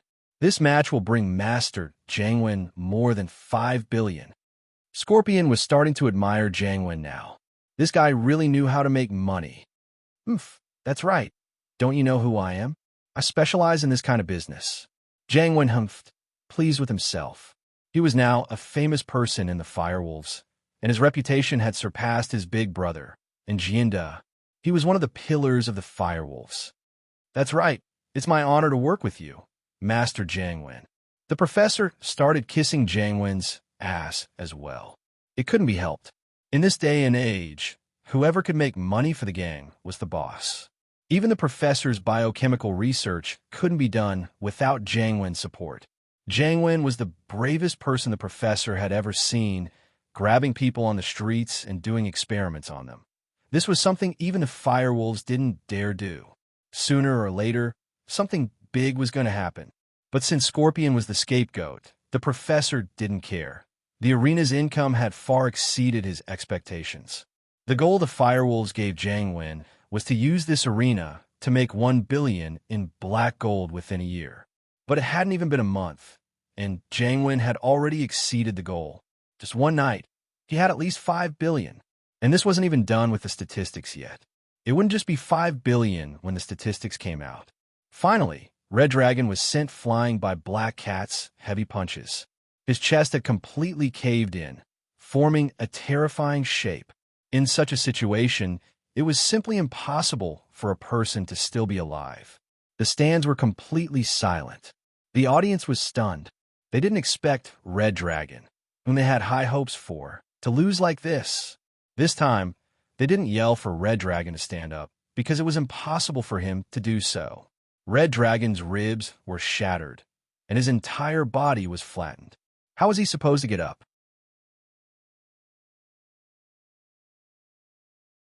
They couldn't believe the reality in front of them, but they had to accept this result, because Black Cat had already raised his hands, and the crowd was counting down. Black Cat won. After a moment of silence, the sound of wailing and cursing resounded from the spectators' stand. Almost everyone had bet on the Red Dragon's victory. Under such circumstances, no one had bet on the Black Cat, so they all lost. In an instant, they had gone from being awesome bosses to penniless people who were in debt. Some were beating their chests, some were crying, some wanted to commit suicide. You're tuning into the Romance Rendezvous YouTube channel. We're so grateful for your support, and don't forget to subscribe to join us on this incredible journey through captivating stories. Your generosity through donations truly makes a world of difference, as it's the primary source of revenue that allows me to expand and enhance this channel for you. Thank you from the bottom of my heart for being a part of this adventure.